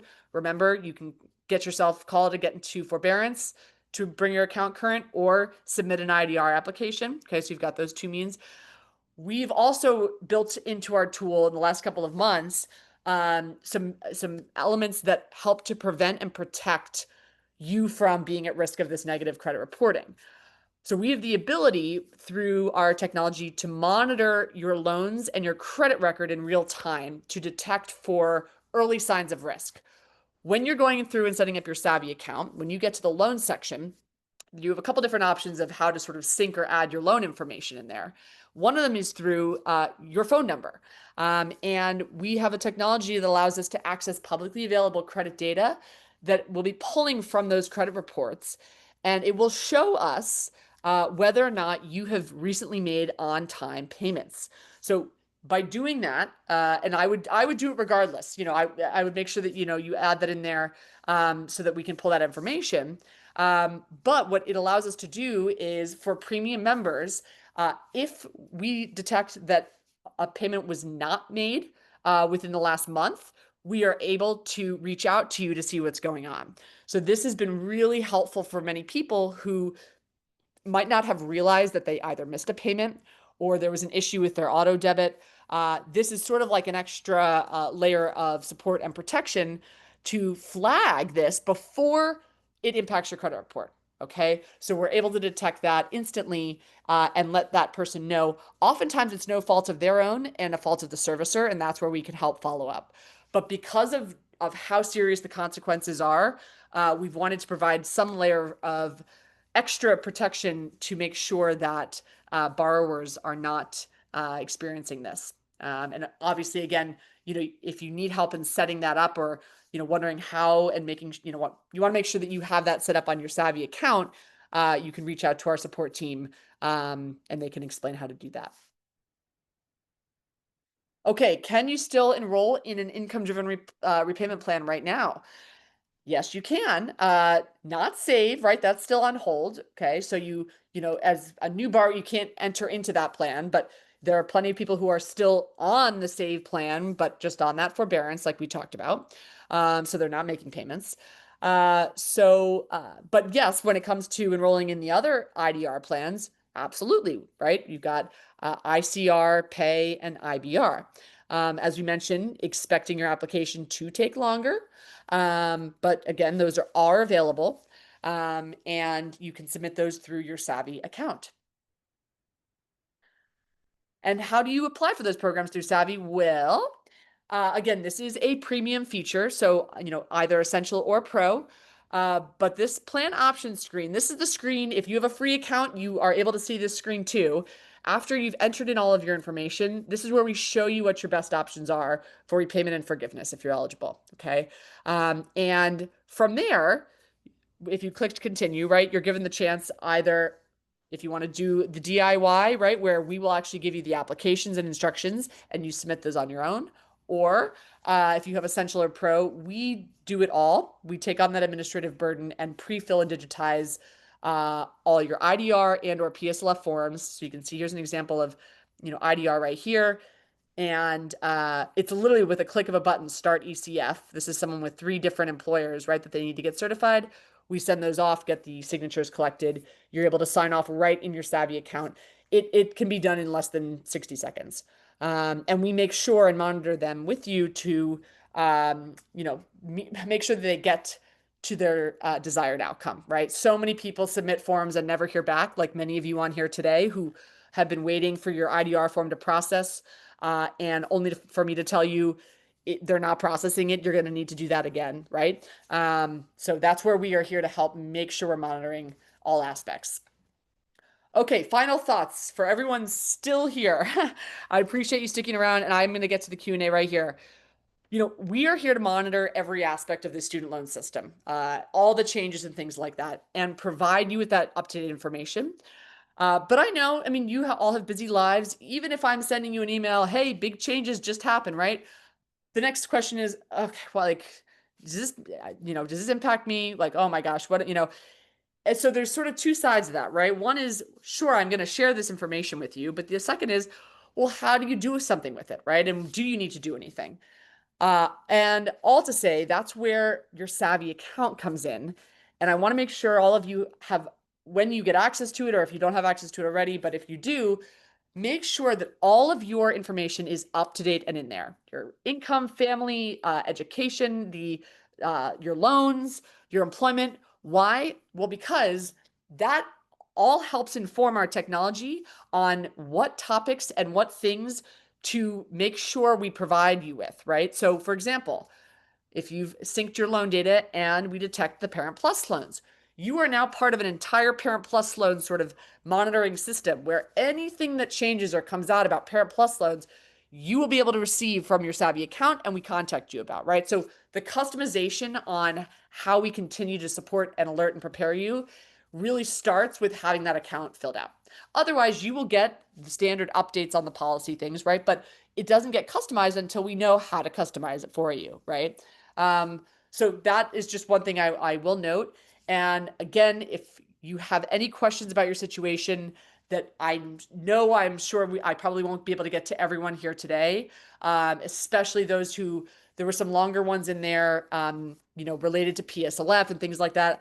I really want to be able to help you, and I'm going to stay on as long as possible if you're still here.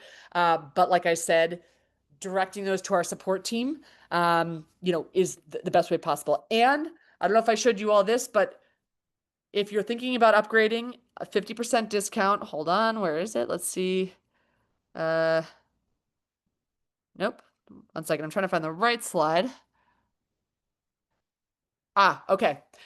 Yes. So from your Savi account dashboard, this is the dashboard you see when you log back in. On this left side where it says invite friends or family, okay? You can click that, enter in 3 email addresses. It will send you a 50% off coupon. It's not eligible on the Pro plan, I believe, but it is eligible on Essential. And Essential should be good. That's going to get you one-on-one support and all the application stuff you need.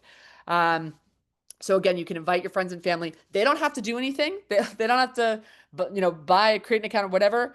You just enter in the email addresses. They get a link to be invited to create a Savi account for free, and you get your coupon code automatically. So, definitely take advantage of that from your Savi dashboard. Okay, let's go to the Q&A. Just going to leave this up here while we chat. Okay.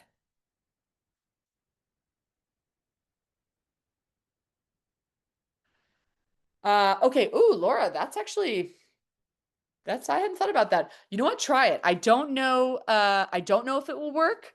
But it actually probably might. Um, so Laura just might have found a hack. Laura asked it, if she invites 3 people, gets the coupon, but then shares it with someone else, can they receive Essential? Because she already has. Laura, I'm pretty confident that will work, because I don't think the code is attached directly to your account. But don't blame me if that's not the case. But please try it and let me know. But yes, okay, all right. Let's see here. For everyone still on, if I haven't gotten to your question, I think because I got over about let's see 150. Because half of you have left at this point, I'm going to start from the bottom or the most recent questions first. So if you wouldn't mind, just to make this easier, if you're still here and want me to address your question, if you wouldn't mind reposting it or re-asking it in the Q&A, that would be helpful. So then I'll just be able to know who's still here and who would like me to answer. Okay, so Cam, you submitted a buyback request, and Currently, your account says forbearance will end and repayments are expected to start 11/25. Okay. Do you suggest I go ahead and submit an application to switch to another IDR, or wait until the buyback application is processed? Cam, I'm assuming you have 120 months of certified employment. And with that assumption, more, but you can let me know yes or no. I would say remain on save. For, I say this. There is quite a backlog of buyback applications. Um, However, they are processing them. So, you will receive a response, and I know that. It just might take some time. If you have been on the save forbearance, um, they have, when it says, your payment start date is 11/20/25, anyone on save, they have basically just been pushing out every 3 months that repayment start date. So before it was August 2025, now the new is 11/20/25, only because they don't have a concrete answer as to when they can restart it. So that's just sort of a tentative thing that they have put in place. But if you're still on save, that likely will get extended through next year, so you can wait it out while you're waiting for the buyback. However, if you're not successful in the buyback for some reason, or you're running into issues, or the save plan does end earlier, you are able to switch into another plan. And I've seen borrowers do that, sort of say, okay, you know what? I'm just going to make one or two more payments here, just to be able to get my PSLF, finished. But I would say, again, for most people, if you are on save, any other repayment option is going to be significantly higher. So as long as you've got that buyback request in, I would wait it out a little bit longer, and let us know how it goes. Because if you're not successful, or you're not hearing back on anything, we can be there to help figure out what escalation steps might be the best to pursue next. All right. You are in the same boat as many, many other people. When buyback sort of opened up and became they started, pushing it out, and actually, encouraging people to apply. I believe the month that they opened it up, there were only about a couple thousand applications. The following month, it was up to 75,000 applications. So, keep and be patient, but those are in fact being processed. So, all right, let's see here. That was Cam. Let's see. We're going to Laura. Okay. For Parent Plus loans, is that a lifetime limit of 65K for the parent, or all of their kids, or is this per kid?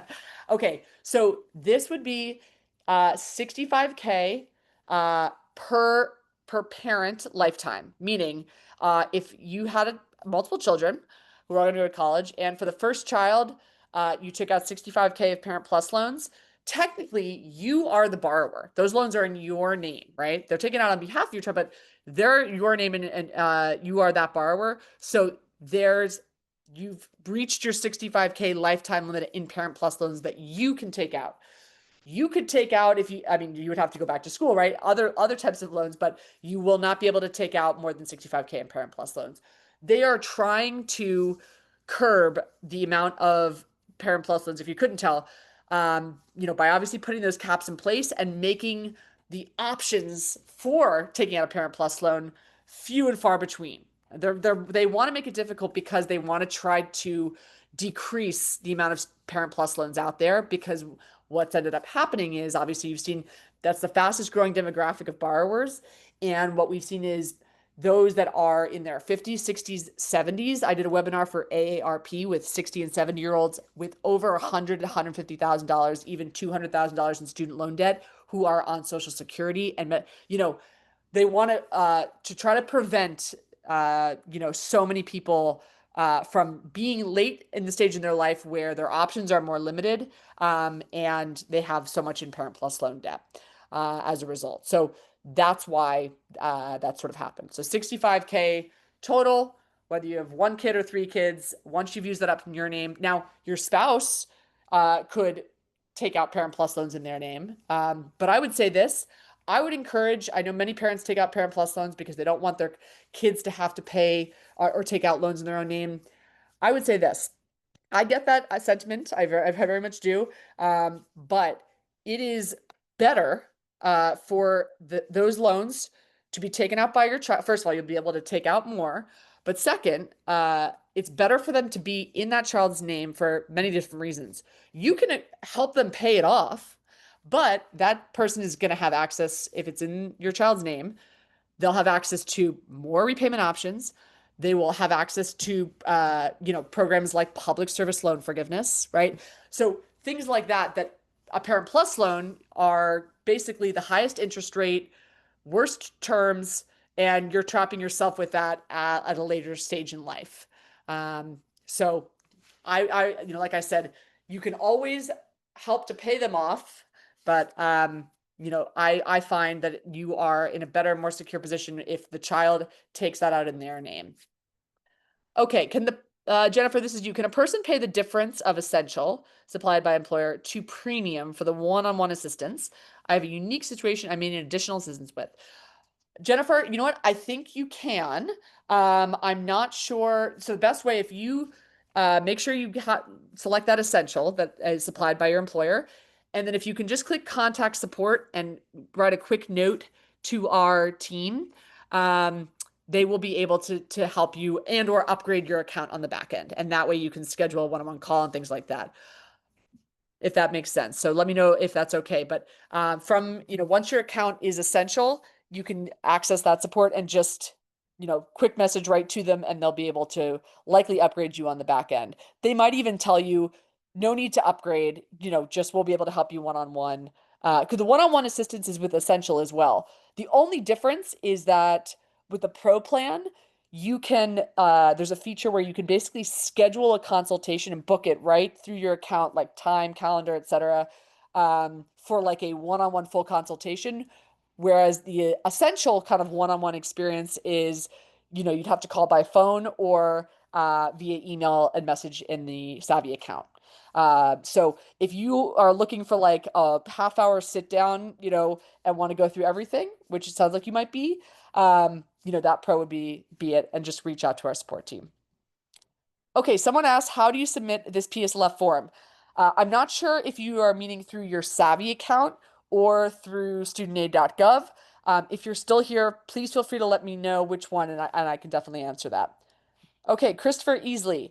I am currently in the SAVE plan, and I've applied for the PSLF buyback in February 2025. I still haven't heard back from the Department of Ed. How long does it take for an answer? So, Christopher, you are not alone. I mean, I've had borrowers who are still waiting, and they applied, oh my gosh, end of last year. I would say this, there is no harm in resubmitting an application. Only because what we've seen from the Department of Ed, like it or not, and it's totally not fair, but there has been patterns and evidence of their approach to trying to reduce the backlog has been essentially just ignoring applications permanently. So in case that has happened to you, and like I said, when it comes to these things, unfortunately, with the Department of Ed servicers, you almost have to go, there's how it should work, and then there's what may be happening.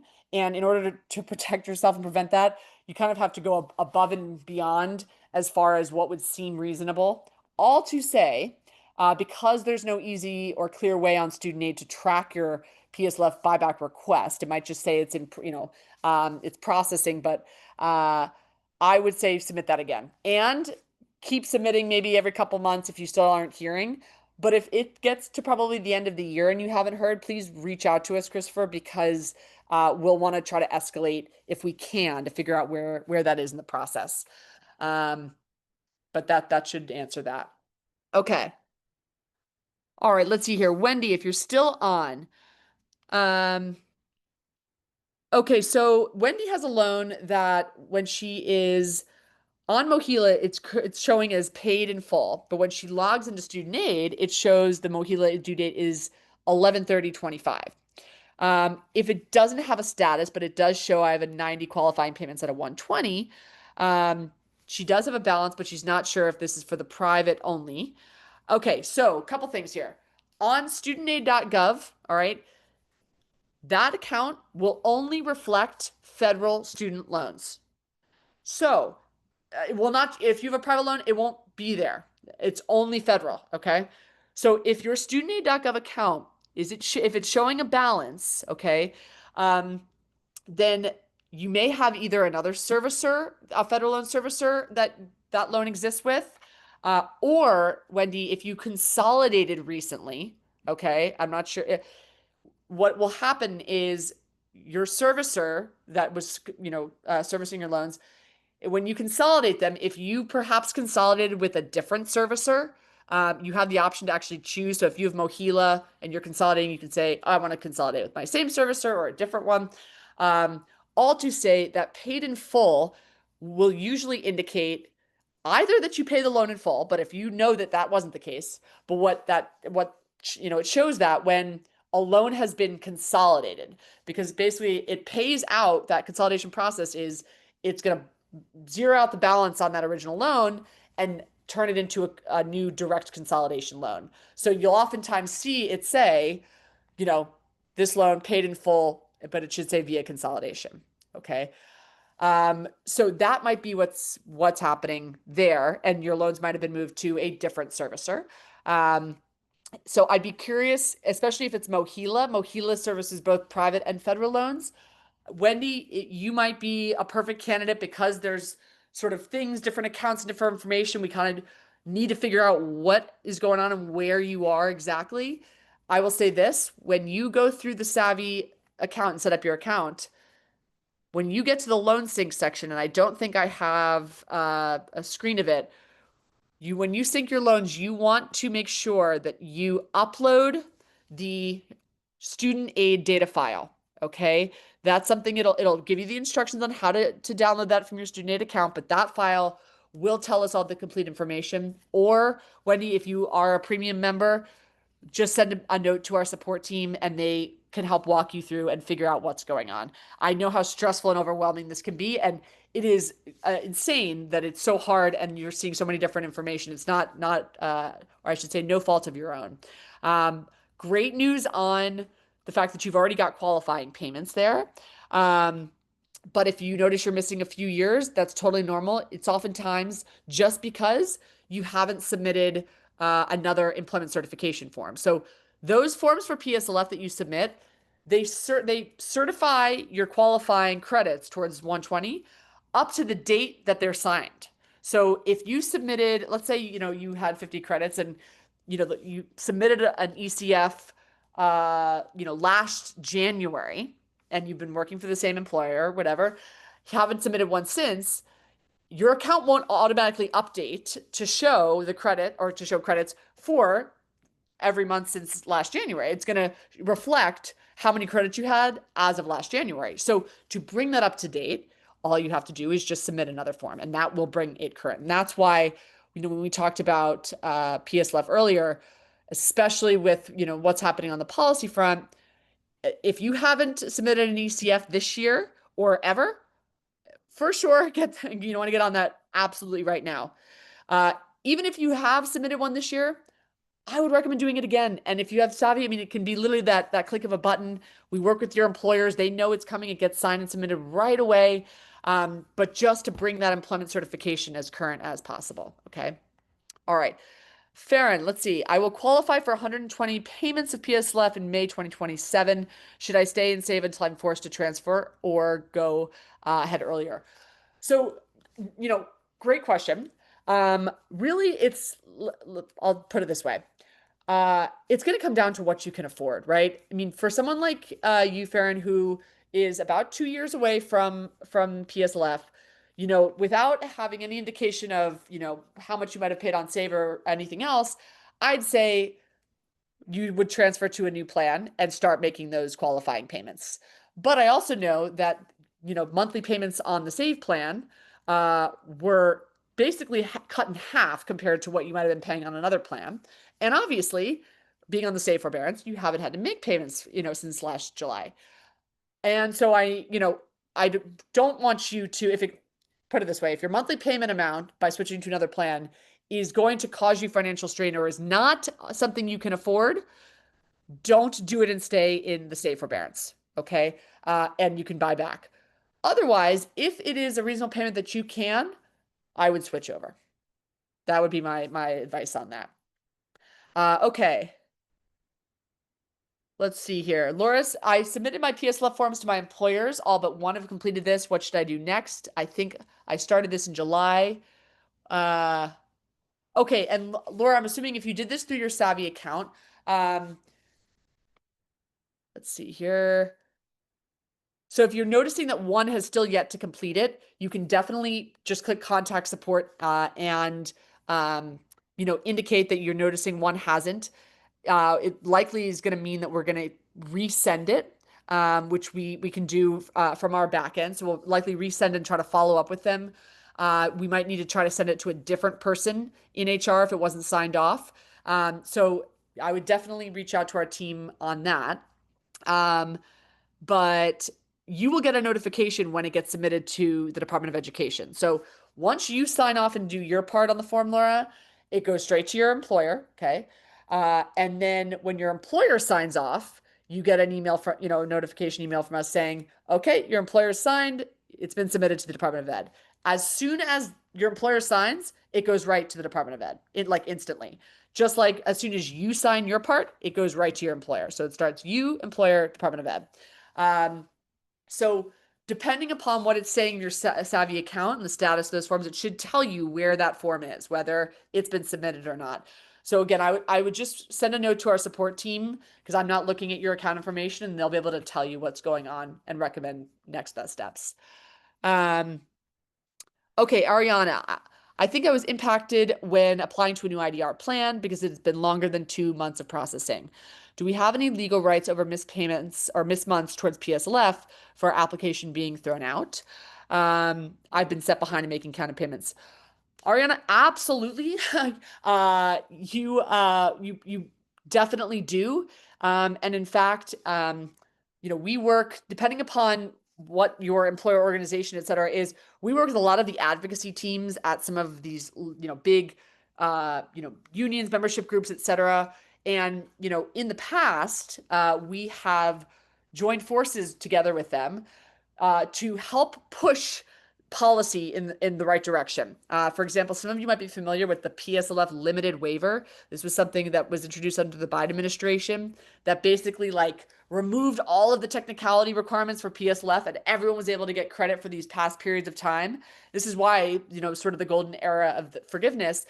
We helped make that happen because we, along with the team at NEA, work together to basically source experiences, bad experiences like yours, Ariana, right? Where people were screwed over with this and that, and collected all of that information and stories and came to NEA and said, hey, this is what you need to take to the administration and tell them what's wrong. And here's what they should do. And that's what happened. And so that ultimately is kind of how it works. So going forward, especially on this, with this Department of Ed, there are several advocacy groups that are poised and have already somewhat launched lawsuits, but that can be of help in doing that going forward. So Ariana, I will if you can maybe give me your email address in the Q&A, and that goes for anyone else who would be, interested and willing in potentially capturing and sharing their story as a result of, basically their application being tossed and not even knowing it probably until today, right? And therefore the harm that caused in missing out on months and of potentially qualifying payments. Please feel free to put your email address to me in the Q&A. No one else can see it, and I will reach out. That's part of why I'm the chief borrower advocate is, learning and hearing these experiences and then doing something about it, elevating those voices. And at this point, to a lot of the advocacy and legal organizations that are trying to fight a lot of these things. So, but this would be something that you'd absolutely have a case around. Now, would I say that's going to be fixed or helped in anytime soon? No, but I'm sure. Well, I actually know for a fact there are hundreds of thousands of borrowers in your same situation. So, this is a great thing that you mentioned, and there probably already is some type of class action effort already underway. So we can talk about that offline. But if you can just give me your email, that would be great. Okay, let's see here. Stephanie asks, hello, I'm close to 120 months and just sent in a new employer certification form. which should put me over 120 months. If I get to 120 months, what happens next? Well, congratulations, Stephanie, on your career in public service and reaching that 120. So yes, here's what happens next. So you've sent in that ECF. What they'll do is they'll review and process it, and then you will see an update to your student aid account that will reflect 120 or maybe even more at that point, depending upon when you sent it in. But you'll basically then get a letter that says, "Hey, here's your PSLF qualifying payment count." There's nothing more for you to do at this point. Nothing more. Okay. I will say this though, between the time that you sort of get that letter saying, "Hey, congrats, you're at 120," okay, and the time that your loans are actually forgiven and wiped clean can vary and can sometimes be anywhere between 1 to 3 months because it will come down to when you reach the 120. So they process forgiveness in batches. So we'll see generally waves of it come through, right? Like it's not just like, oh, one random person, then another. Usually we'll see 50,000 at a time that are that when they process them together. So depending upon whether or not if yours got submitted right after they had just done a wave, then it might be in the next one, which would be a couple months from now. So all to say, uh, keep an eye out on your student aid account, and it's a frustrating process because it's sort of like hurry up and wait, like it's and then you'll get the letter that you've got 120, but you're probably going to be checking that account like every other day, because they will send you a letter in the mail, but they should hopefully email you too, but sometimes I haven't seen that be the case. Most people end up just spending 3 months checking their account every day, but it will eventually happen. Just know it's sort of a luck of the draw on when it gets processed and what sort of batch you're in. Now, if you are still having payments due during that time, I would recommend putting yourself in a forbearance. Don't pay a dime more towards them than you need to. You're already at the 120. You don't need to pay anything else more. It doesn't matter if interest accumulates, you're going to have it forgiven, right? So that's what you'll want to do. So as soon as you get to the 120, boom, put yourself in forbearance. We can help you to do that. And then keep an eye on your accounts. All right.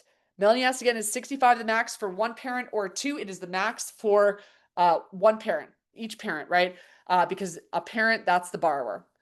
So if, I take out 65 for a student and then my spouse takes out 65 for a student, we're two separate entities. So it's 65 per per person for a parent plus loan. All right, Wendy asked, if you are not medical doctors or nurses, will this program help? Does PSLF apply to administrative clerical positions? Wendy, this is a great question. So, we didn't cover normally in our webinars that are sort of more, student debt 101, we talk about PSLF. But for the purposes of this webinar, we didn't. We just focused on policy. But I have great news for you. So to qualify for PSLF, you can work in any capacity, janitorial, clerical, administrative, doesn't matter. All that they look at is, does your employer qualify? Do you work for a qualifying 501c3 nonprofit or government at any level, federal, state, local, or tribal? It does not matter in what capacity you work for that employer. It only matters if your employer is 501c3 or any level of government. So hopefully that would be very good news for you. The only stipulation is just working an average of 30 hours or more per week, but that's it. All right. And you can, it's retroactive going back to October of 2007. That's when PSLF was signed into law, meaning any qualifying employment you've had from October 2007 to present day is fair game. Even if you're just finding out now, that can all count. And you can have multiple employers most people have on average 3 to 4 over their 10 plus year career to get to the end here. But yes, you'll just submit an employment certification form for each of those employers you want to get time qualified for. Okay, let's see here. Misty asked, when does the hardship option end and how do I apply for it? The hardship option is removed starting July 1 of next year. However, you might actually want to take advantage of enrolling in a $0 ICR instead. There's really no difference, except for the fact that with a $0 IDR, you are able to accumulate PSLF credits. And you'd be able to stay likely on that for the next couple of years up until 2028. But to apply for economic hardship, you can call your servicer directly if you want to try to get this done ASAP. In how we process them, there is a form. So you'd have to reach out to our customer support team, and we'd be able to help you with that. It's not part of the standard account process. So if you would like us to do it for you, or want extra help, you can contact support. But otherwise, you should be able to request a hardship through your servicer. They may send you the form to follow up after the phone call, but that's the direct way to do it. Okay, Stephanie, if you own a nonprofit, can you still submit a PSLF application? If so, is it okay that the owner certifies the employment? Yes, Stephanie, as long as the owner is someone else besides you. So if there is any other person at the nonprofit that can do that, absolutely. 1,000. I'm so many nonprofit owners. It could be anyone at the company, HR, etc. Doesn't matter. So yeah. Okay, Sarah said, I applied for buyback in November 2024. Every time I call, I'm told it's still in review and they are behind. Sarah, you are not alone. I can't tell you how many people I've heard that from. Are any buybacks really being processed, and how can I find out what is going on? Can Savi help me find out what's going on? Okay, so buybacks are being processed, and I will actually, give me a second here. We just saw one come through today from a borrower. In addition, by the way, PSLF is being processed. We just had 4 people get it within the last 2 days. So they just processed another wave. They are processing the buybacks. However, I'll say this. It is probably the most complicated and technical of all these sort of requests that you can make with Ed as far as reviewing, okay? Only because they're having some difficulty. So normally with buyback, or the way that it works, you're able to buy back the months that you were in, forbearance or deferment. And most people are using it around the save forbearance. However, and so how it would work is let's say you wanted to buy back, 3 months of time you were in save forbearance. So you would pay how it was supposed to work. You would pay whatever you were going to pay on the save plan, right? So let's say it was $10 a month.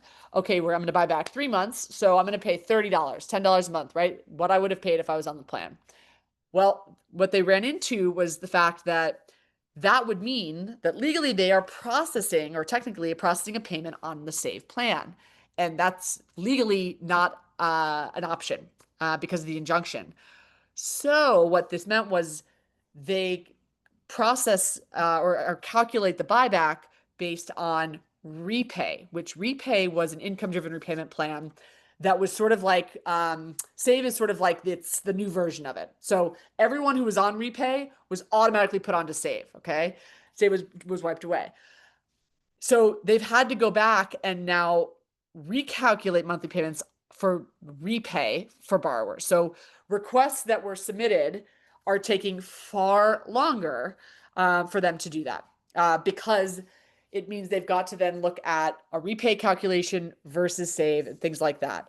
All to say, while there are only about 75,000 applications right now in the backlog or the queue, according to Department of Ed for buyback, they are taking a lot longer than normal. I should say, like an employment certification or IDR. Now, that being said, as I think I told another attendee earlier, there is no harm in submitting again. I like when it comes to these 4, like it's, there really is no harm. There's no downside there. I find it just gives you assurance that it's there. And if anything, I've seen borrowers do it a couple of times. But yes, we have seen buyback requests come through, but these were folks that submitted them last November. I'm not going to lie, but it's picking up. The speed and rate is picking up. So it's not surprising that you've heard nothing, and it's also not surprising that when you call, they're just saying it's still being processed. So with that said, I'm not sure when exactly you might have submitted. Okay, again, back in November. I would absolutely submit it again. You should be sort of near the top of that queue. I would submit it again. If you submit it again and I'm assuming your account is showing you at 120 qualifying credits. You've gotten the PSLF letter that says, you have 120. Um, then, and you still don't hear anything by the end of the year, then we, well, I should say this, it's been almost pointless to submit ombudsman requests. That was a means of escalation. Um, but Sarah, what it might mean is that we actually put you into, we submit an IDR application for you. I'm not sure how many months you have to buy back. We do that and try to get you uh, into a processing forbearance so that those 2 months or 60 days of processing forbearance count as two more PSLF credits. And then what we could do is then switch you into a different IDR plan, submit another application, and then you get 2 more months of processing forbearance, in which that's 2 months of PSLF. This is something that I just recently attempted with a borrower who was sort of in your position and was so fed up with waiting that we kind of hacked together this idea, and he just got his 120 letter. All to say, I hope we don't come to that point, but for anyone who has submitted an application to Department of Veteran Servicer last year, 1000% submit again would be my recommendation. Like without question, even regardless of what you're, requesting or applying for. But Sarah, this is where, keeping up with our support team, or if you're in touch with our support team, and you can contact them, and they sort of let me know borrowers that we are looking to escalate and things like that, and I keep it on my radar. So if you are an essential member, that it would be helpful so that our support team can communicate back and forth with you on the status as these things come in and change. Same thing goes for anyone with the buyback. Um, all right, let's see here. Okay, so Christina asked about the changes starting next year, but how it will work if you're sort of in a multi-year doctoral program, and you're sort of borrowing each semester or year through 2027. Will you be considered a new borrower even if you are at the same school or in the same program and borrowing one semester at a time? Okay, so no. The way that student loans work, or federal student loans generally, is, if you need to fund your education and take out federal student loans, and you're at the start of your doctor, every program might be different, maybe 2 years, 4 years, this, that. They don't just say, okay, yep, great, here's, $200,000 right at the start in a lump sum like that. Those loans they have to be arranged and dispersed each semester, usually. Okay.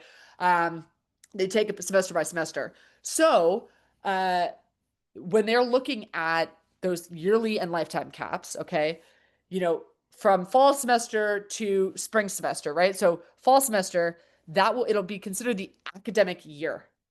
All right, then which you're taking that out. That's what so, whether your academic year started January to, December, etc. Okay. Um, so what was I just about to say? Uh, so you won't be considered a new borrower. Those yearly caps will still be in place. And even if you're at the same school in the same program, but it's totally normal that they're dispersing you those loans like one semester at a time. I have, I think, 12 loans that, again, like right over the course of undergrad and grad, that were dispersed separately each semester. But you'll be evaluated. Those lifetime limit is still in place. You are the borrower. All those loans are in your name, so that exists, right? Even if you changed schools, that wouldn't change, right? Um, and you'll have to, just as long as the amount of loans that you intend to borrow, through 2027, won't surpass the yearly or lifetime limit. But you should be in good shape if it doesn't go into effect until next year. You've only got one more year until you're done, in which you would potentially be impacted. Okay. Let's see here. I'm not sure who is still on. We've gotten so many. Okay, Jennifer, I saw you posted. I was just about to get to yours and you posted again, so I'll address yours now. Jennifer Norton. Okay. All right. 20 years ago, my ex-husband and I consolidated our student loans together. Oh, I know exactly where this is going, Jennifer. Okay. The always oh my gosh, nitty-gritty joint consolidation loans. Okay. Um Jennifer, this is going to be one that I'm just going to type something to you right now. Hold on, give me 1 second. Um, but I will help you.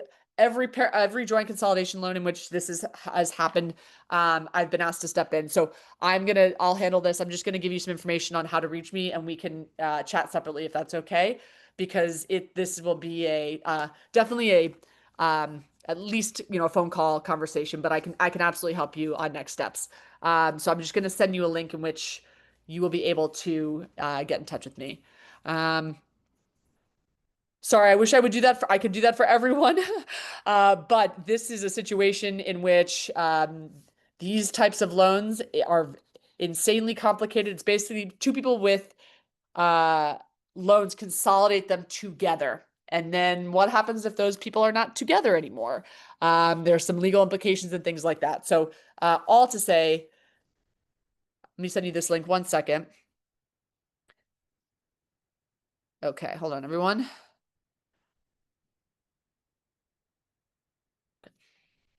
All right. Okay.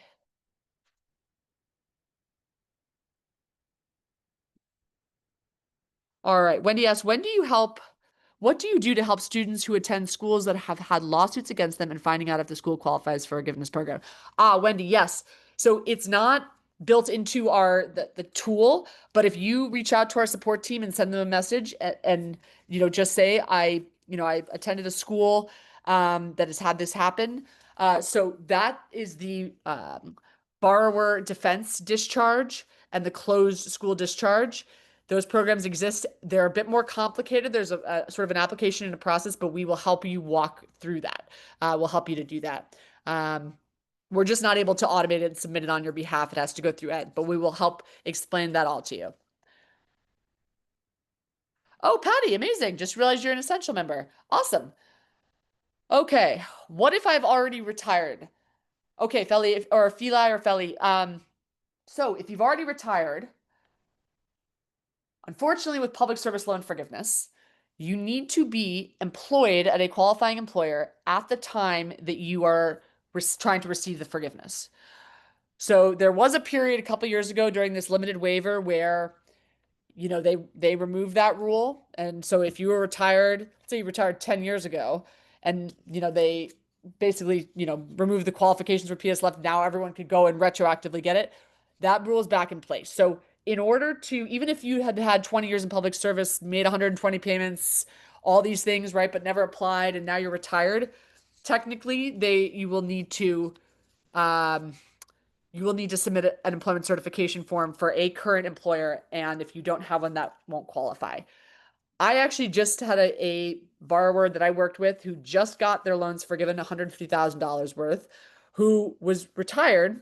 I told him about this, that he would need to be employed, and he actually went and started working at a local nonprofit again. Went back to work only for about a month or two, enough time for us to certify employment and all of his past employment so that he could submit that, and he just had those loans forgiven. So I'm not sure if that is something that is possible, but that would be the only way to pursue public service loan forgiveness if you are retired. I know that's not necessarily an option for everyone. Okay.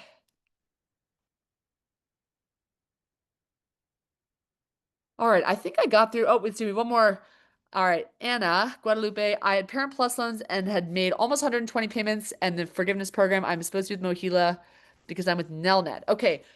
Anna, yes, I mean, I'm not sure if there's a question in there. If you're still on, um, that's amazing. You are very, very close. Um, you're not supposed to be with Mohila. No, Mohila is just one of the servicers. It used to be the sole servicer for people who were pursuing PSLF, meaning what used to happen is if let's say you had Nelnet and you wanted to do PSLF and you submitted that employment certification form, right, to the or at the time you'd submit it to Mohila, your loans would move to Mohila. So they Department of Ed said, Mohila, you are going to be the servicer that runs and processes PSLF. Before Mohila, it was FedLoan. Then FedLoan ended their federal contract.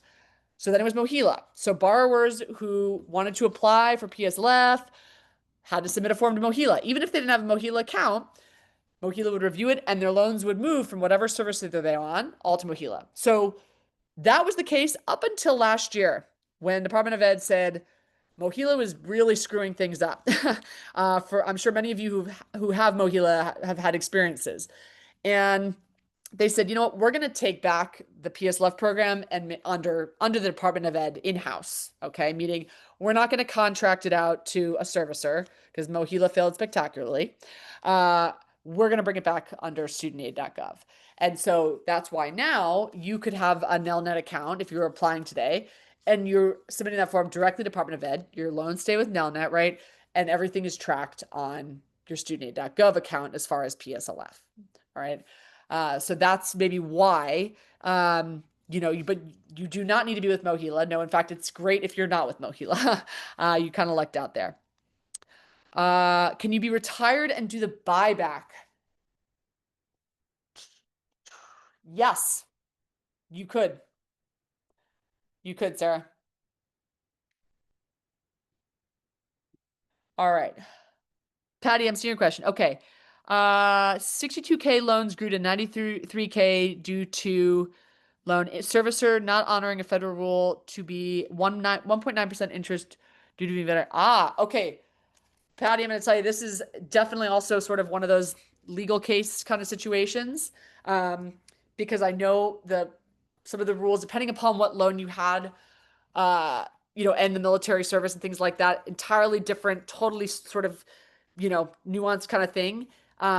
If you wouldn't mind, I don't know if you've provided me with your email address, but perfect. Or actually, Patty, if you could send a message through your account to our customer support team, click contact support. You can say I was on the webinar with Lindsay, copy right what you just did right there. That would actually be better. That way we'll create a support ticket around it. And they will come and find me tomorrow, and I will be able to address it. But I'd rather do that because that way that support ticket and all that record is in your account. I have all your information, etc. Rather than you stand alone emailing me, because I often get so many emails in my inbox. That's why I asked for your email addresses so that I can go outwards. I have over the years been doing these kind of things for so long that yes, I hate, the fact that I cannot keep up with the amount of volume. So I want to make sure that I don't miss it. And the best way for that is if you can just submit through click contact support in your Savi account. Like I said, you can say, Lindsay said to tell you guys to talk to her. They'll know what that means. But that way it's sort of all tracked and officially created. Jennifer, there is absolutely another Jennifer in the same situation. um, okay, Jennifer, I will hold on. Let's see. Yep, we have two Jennifers who are both in a parental consolidation. Okay, Jennifer, let me find Jennifer. All right, Jennifer, I am. Hold on, not going to answer that live. Oh no, hold on. I lost the. Give me 1 second. Okay, Jennifer Thirsk, I'm sending you a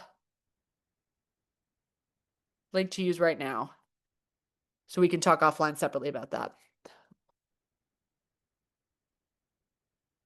Okay.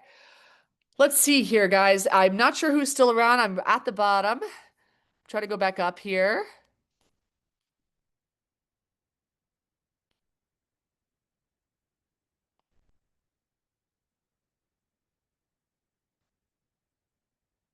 Okay. For any one of you still on, if there are any other questions that I did not get to answer, I appreciate you guys sticking around for so long. As you can tell, I kind of lose track of space and time here, and then all of a sudden it's over 2 hours later. But wanted to make sure. I know there's so much going on. So, like I said, you guys lucked out because normally, it's about thousands of people on these town halls. So it would be a madhouse. I would never be able to get, to everyone. So I usually, I'll end it right about on time. But when there was a smaller crew today, I knew myself and said, I'm definitely going to end up sticking around on this one. So, oh, Donna, did I miss? your question. Okay. I don't think you answered it. Let's see. Donna, if you wouldn't mind reposting your other question, there are about 200 in the queue. Okay, I see it here. I have been waiting since last October to learn about my PSLF. I had two payments remaining in September. I made two payments. I still haven't heard anything.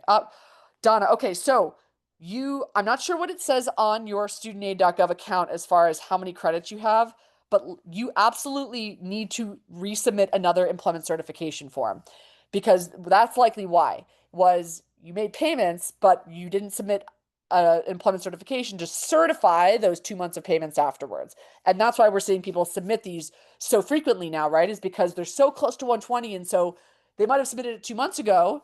2 months go by, they made payments. They've got to submit it again. That's the only thing that will certify those as actual credits. Okay, you've submitted 3 times since then. And you're not getting any response back?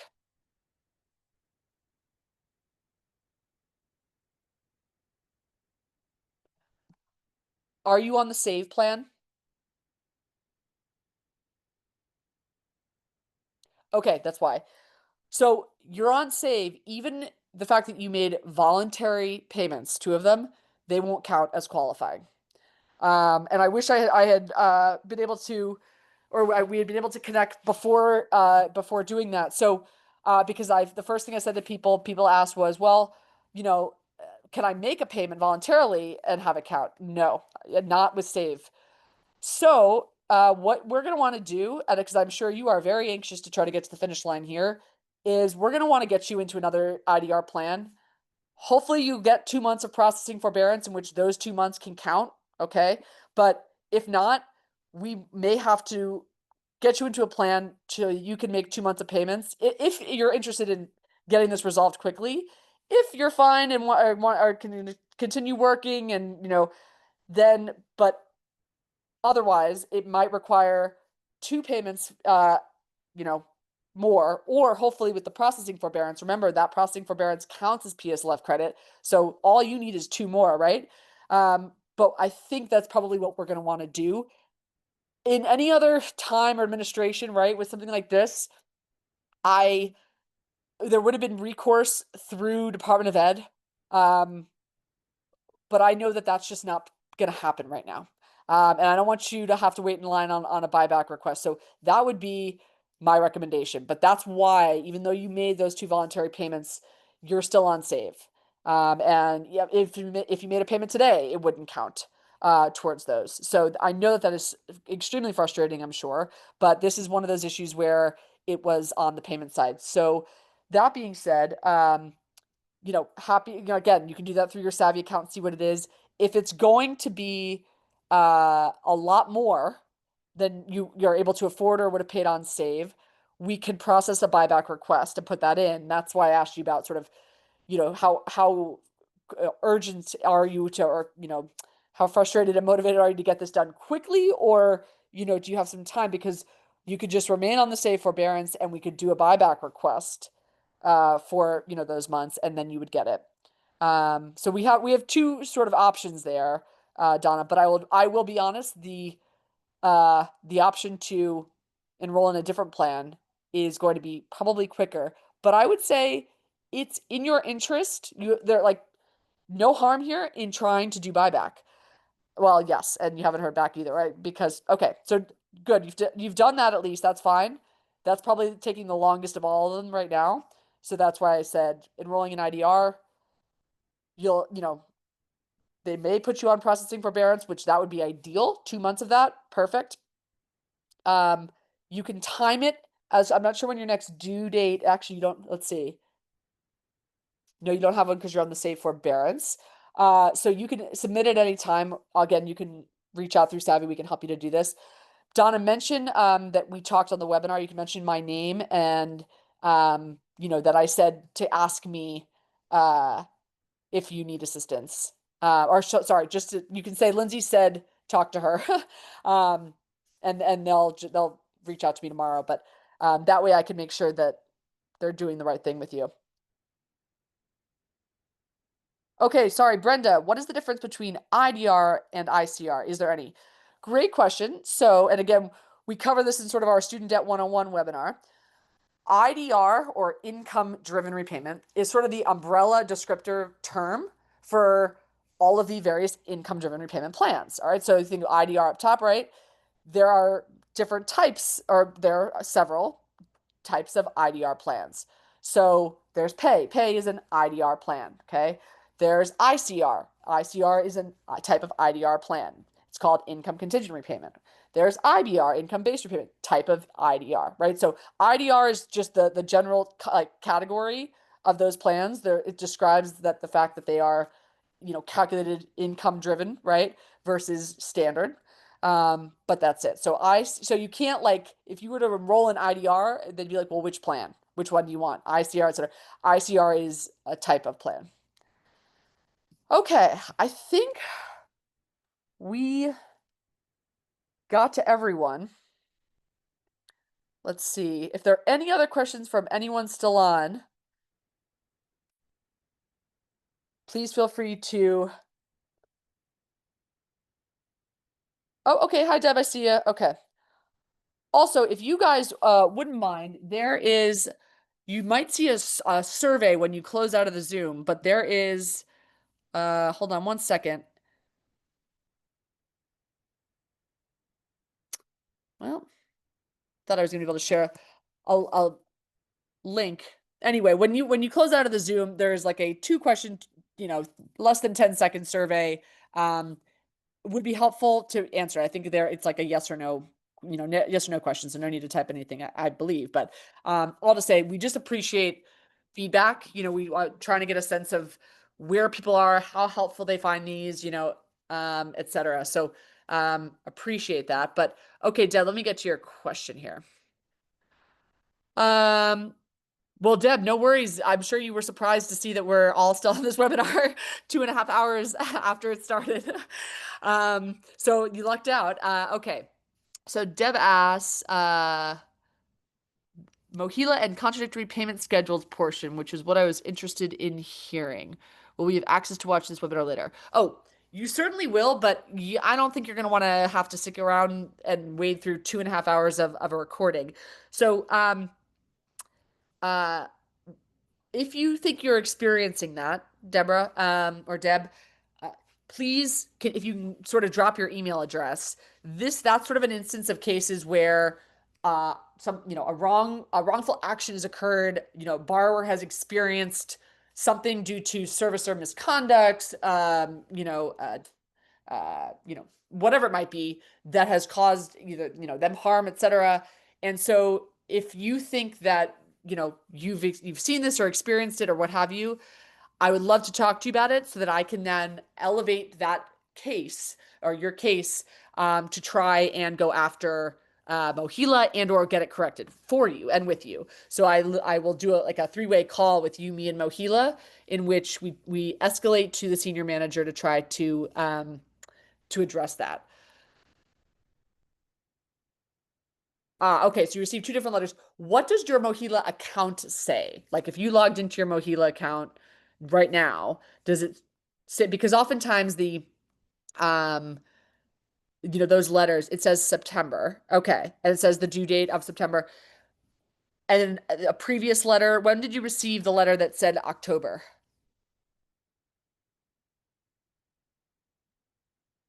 Okay, interesting. And are these from 2 different servicers or the same servicer, all Mohila?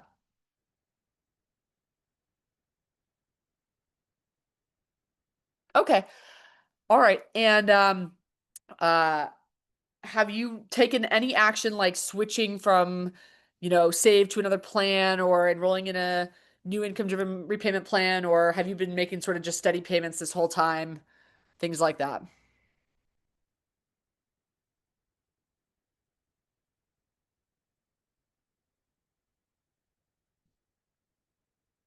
Okay. That's probably what happened. So, um, it so they probably put October because you were on a 2-month processing forbearance. So because there was such a processing backlog of IDR applications, what servicers were doing, like Mohila, was when someone submitted an IDR like you did to switch into save, or I'm sorry, to switch into pay, they automatically put you on a 60-day processing forbearance, which basically gives them time to work on the application, process and review it, where you don't have to make a payment, and you're all set. Now, early on, I mean, a couple months ago, like everyone like clockwork who enrolled or was trying to switch was getting put into that. And usually it lasted all 60 days. So they'd say your due date, October.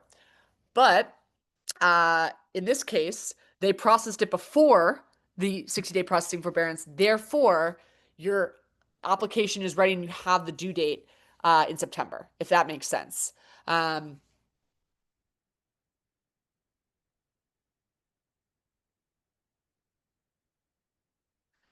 okay, so you are very close to the end. Yes, as it is for most everyone who is on Save, enrolling in a different payment plan, your payments, went up significantly. Uh, so couple things. One, you will only need to uh pay and be enrolled in that pay plan and make those payments to get you to the 120. Once December hits, that's it. Okay. And you'll need to resubmit your employment certification. You'll have 120 months of qualifying certified employment. Okay. Um, but the only way for you to get from, 117 to 120, you can't do buyback for that. You will have to do it. Well, actually, do those months, are you at 120 when it includes the months of the save forbearance that you were in?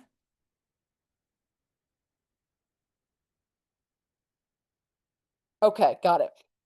Okay, so what you could do then is, I mean, you've already switched into pay. If you're not, if you're having trouble affording the monthly payment on the pay plan, that totally understand.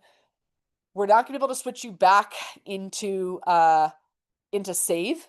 So what you'll want to try to do is try to make that monthly payment. If you're not able to, I can take a look at your situation and see if we can try to lower it, but only pay that through December, okay? And then that's when we will want to submit your buyback request and you will be able to buy back the months on the save forbearance.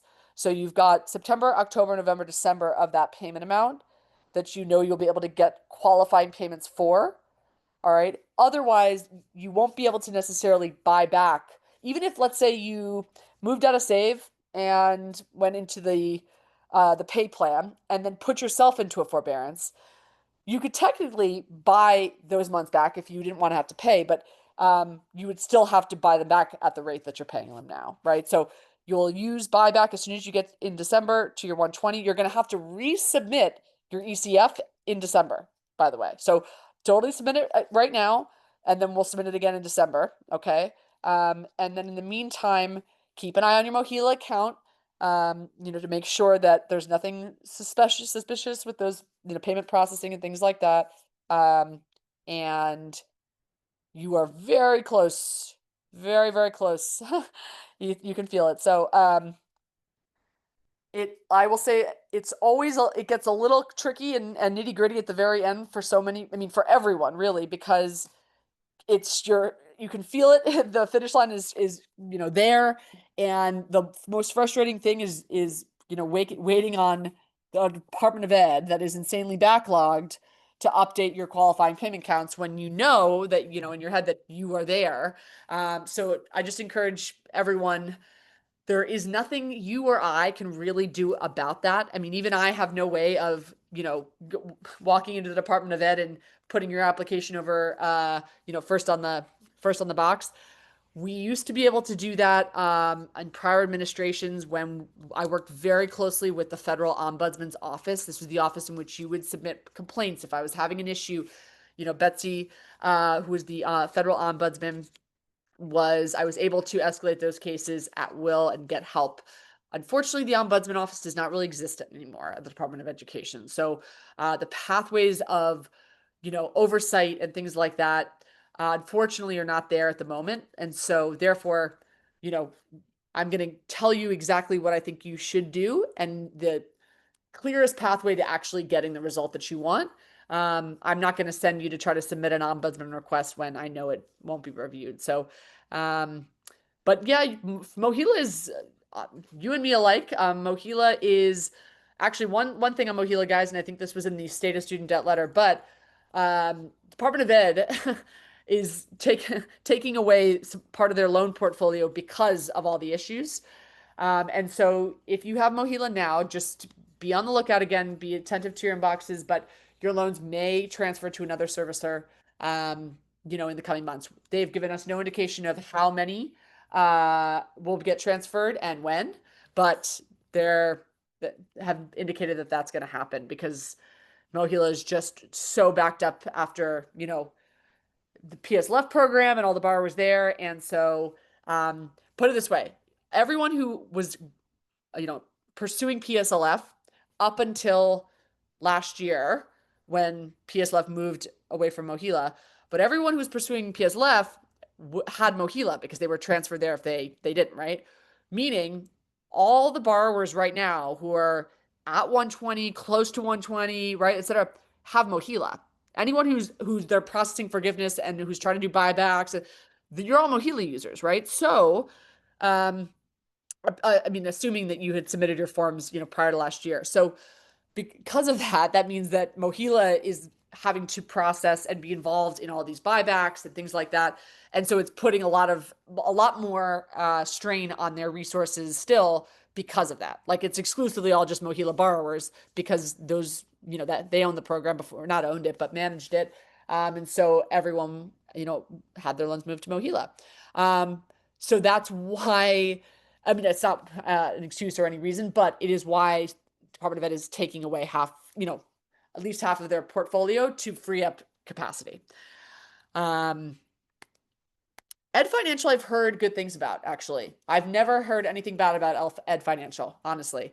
If you're able to call and get through to someone within under 30 minutes, heck, that's better than anything that, you could get on Mohila.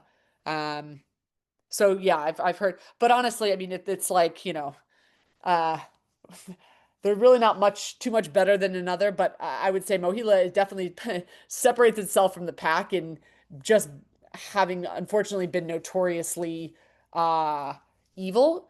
They miscalculated monthly payment amounts. They were, let's see, the CFPB sued them because it came out that they actually were intentionally rejecting PSLF applications. They rejected about 1 million of them because they get paid on a per application basis. So the more applications that get submitted, the more they get paid. So people were submitting PSLF applications and they were just rejecting them, no looking and not reviewing, so that people would be forced to resubmit them and they would obviously get paid. Anyway, so practices like that, you know, you would think don't happen, as part of the federal government loan system, right? And, it's all above the board, by the board, by the books. And, anyway, that's not the case. So like I said, I would say probably, anything that you submit to a servicer, even your monthly payment amount, I was just looking at 2 cases today where, someone submitted their IDR through Savi. We had quoted, their payment amount at 205 and, okay, it comes back from Mohila and $315 a month. And when that happens, if the number you see on Savi and the number that Mohila is giving you or your servicer, especially if it's higher, are different, that immediately reach out to our support team because we know they're wrong and we've had to correct them. I can't tell you how many times where we send sort of an official letter stating you did not calculate this plan correctly. Here's what it should be, and they will correct it. But that being said, if you didn't know that, you would just assume they're correct and be paying a lot more. So anyway, unfortunately, even it happens to, myself. I had an issue. Mohila had an issue where I was set up on auto debit, and for some reason, and there have been a lot of issues with the auto debit, even if you have one, just making sure that like it's processing correctly. But the auto debit for my student loans, I believed it processed. Actually, then they returned it, so they basically rejected the auto debit payment amount confirmation. I didn't know that this occurred. My Mohila account's just sitting there. I didn't get any like notification, there's not great notifications. And a couple weeks go by and I look at my Mohila account and it says I'm past due. And that payment was never made, and that my next payment is set up for auto debit for the upcoming date. And so it took me about a week of attempts. I was on hold for hours and hours and hours, and I had to try different points in time to finally get a hold of someone, because the only way to resolve that is over the phone or to see what's happening. And I was basically told, nope, your auto debit is all set up. Everything's working as it should. We'll rectify that past due amount. There was an issue, we apologize, we'll update it, but your payment will come out on the 18th, like it's supposed to. We promise. And lo and behold, same thing happened again. So it's, again, it doesn't matter how much you know, how much of an expert you are. Unfortunately, with this, it doesn't matter because, there's the way things are supposed to work, and then there's the federal student loan system. So, all to say, sometimes you have to just, unfortunately, no one who doesn't have student loans understands what a burden this can be. Okay, Kim, this will be my last question, and then I will let everyone go and wrap this up here. Kim goes, previously, Biden era, my remaining IDR end date had 36 months remaining to forgive my loans. Okay.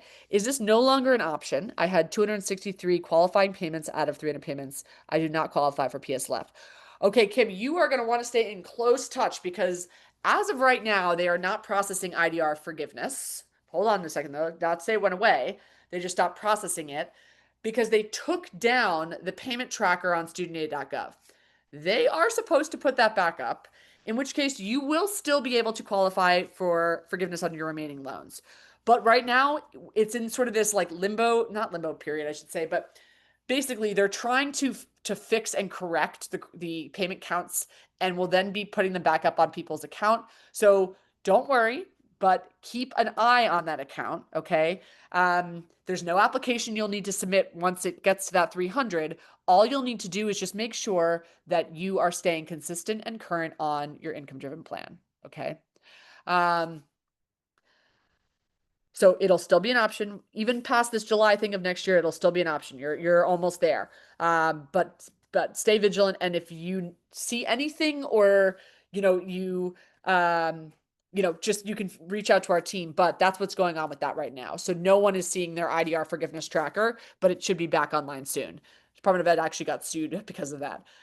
So they're being forced to bring it back online. But it was a bit of a mess. Payments, it was showing wrong payment amounts, things like that. So they took it down.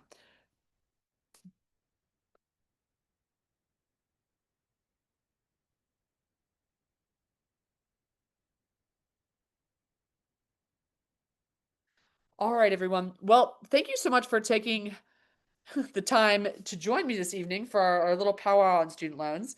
Um, like I said, please, I would say if there's ever a time, to make sure you have that essential or pro plan, especially if you need or would like to get in touch with me, anything.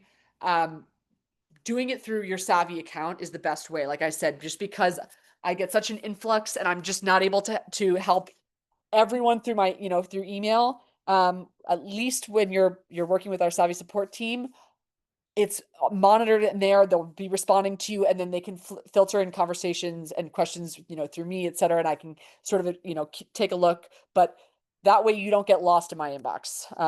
Again, which I didn't, I hate that it happens, but I am only one person. So there are a whole team that supports behind me, and they, will make sure that you get what you need and where you need to go. So thank you guys for attending, everyone. Appreciate it. Like I said, you lucked out. This is a rare occurrence. Don't expect this for the next policy town hall, but was happy to help, and I hope you all have a great rest of the evening. And I look forward to being in touch with some of you. Thank you so much, guys.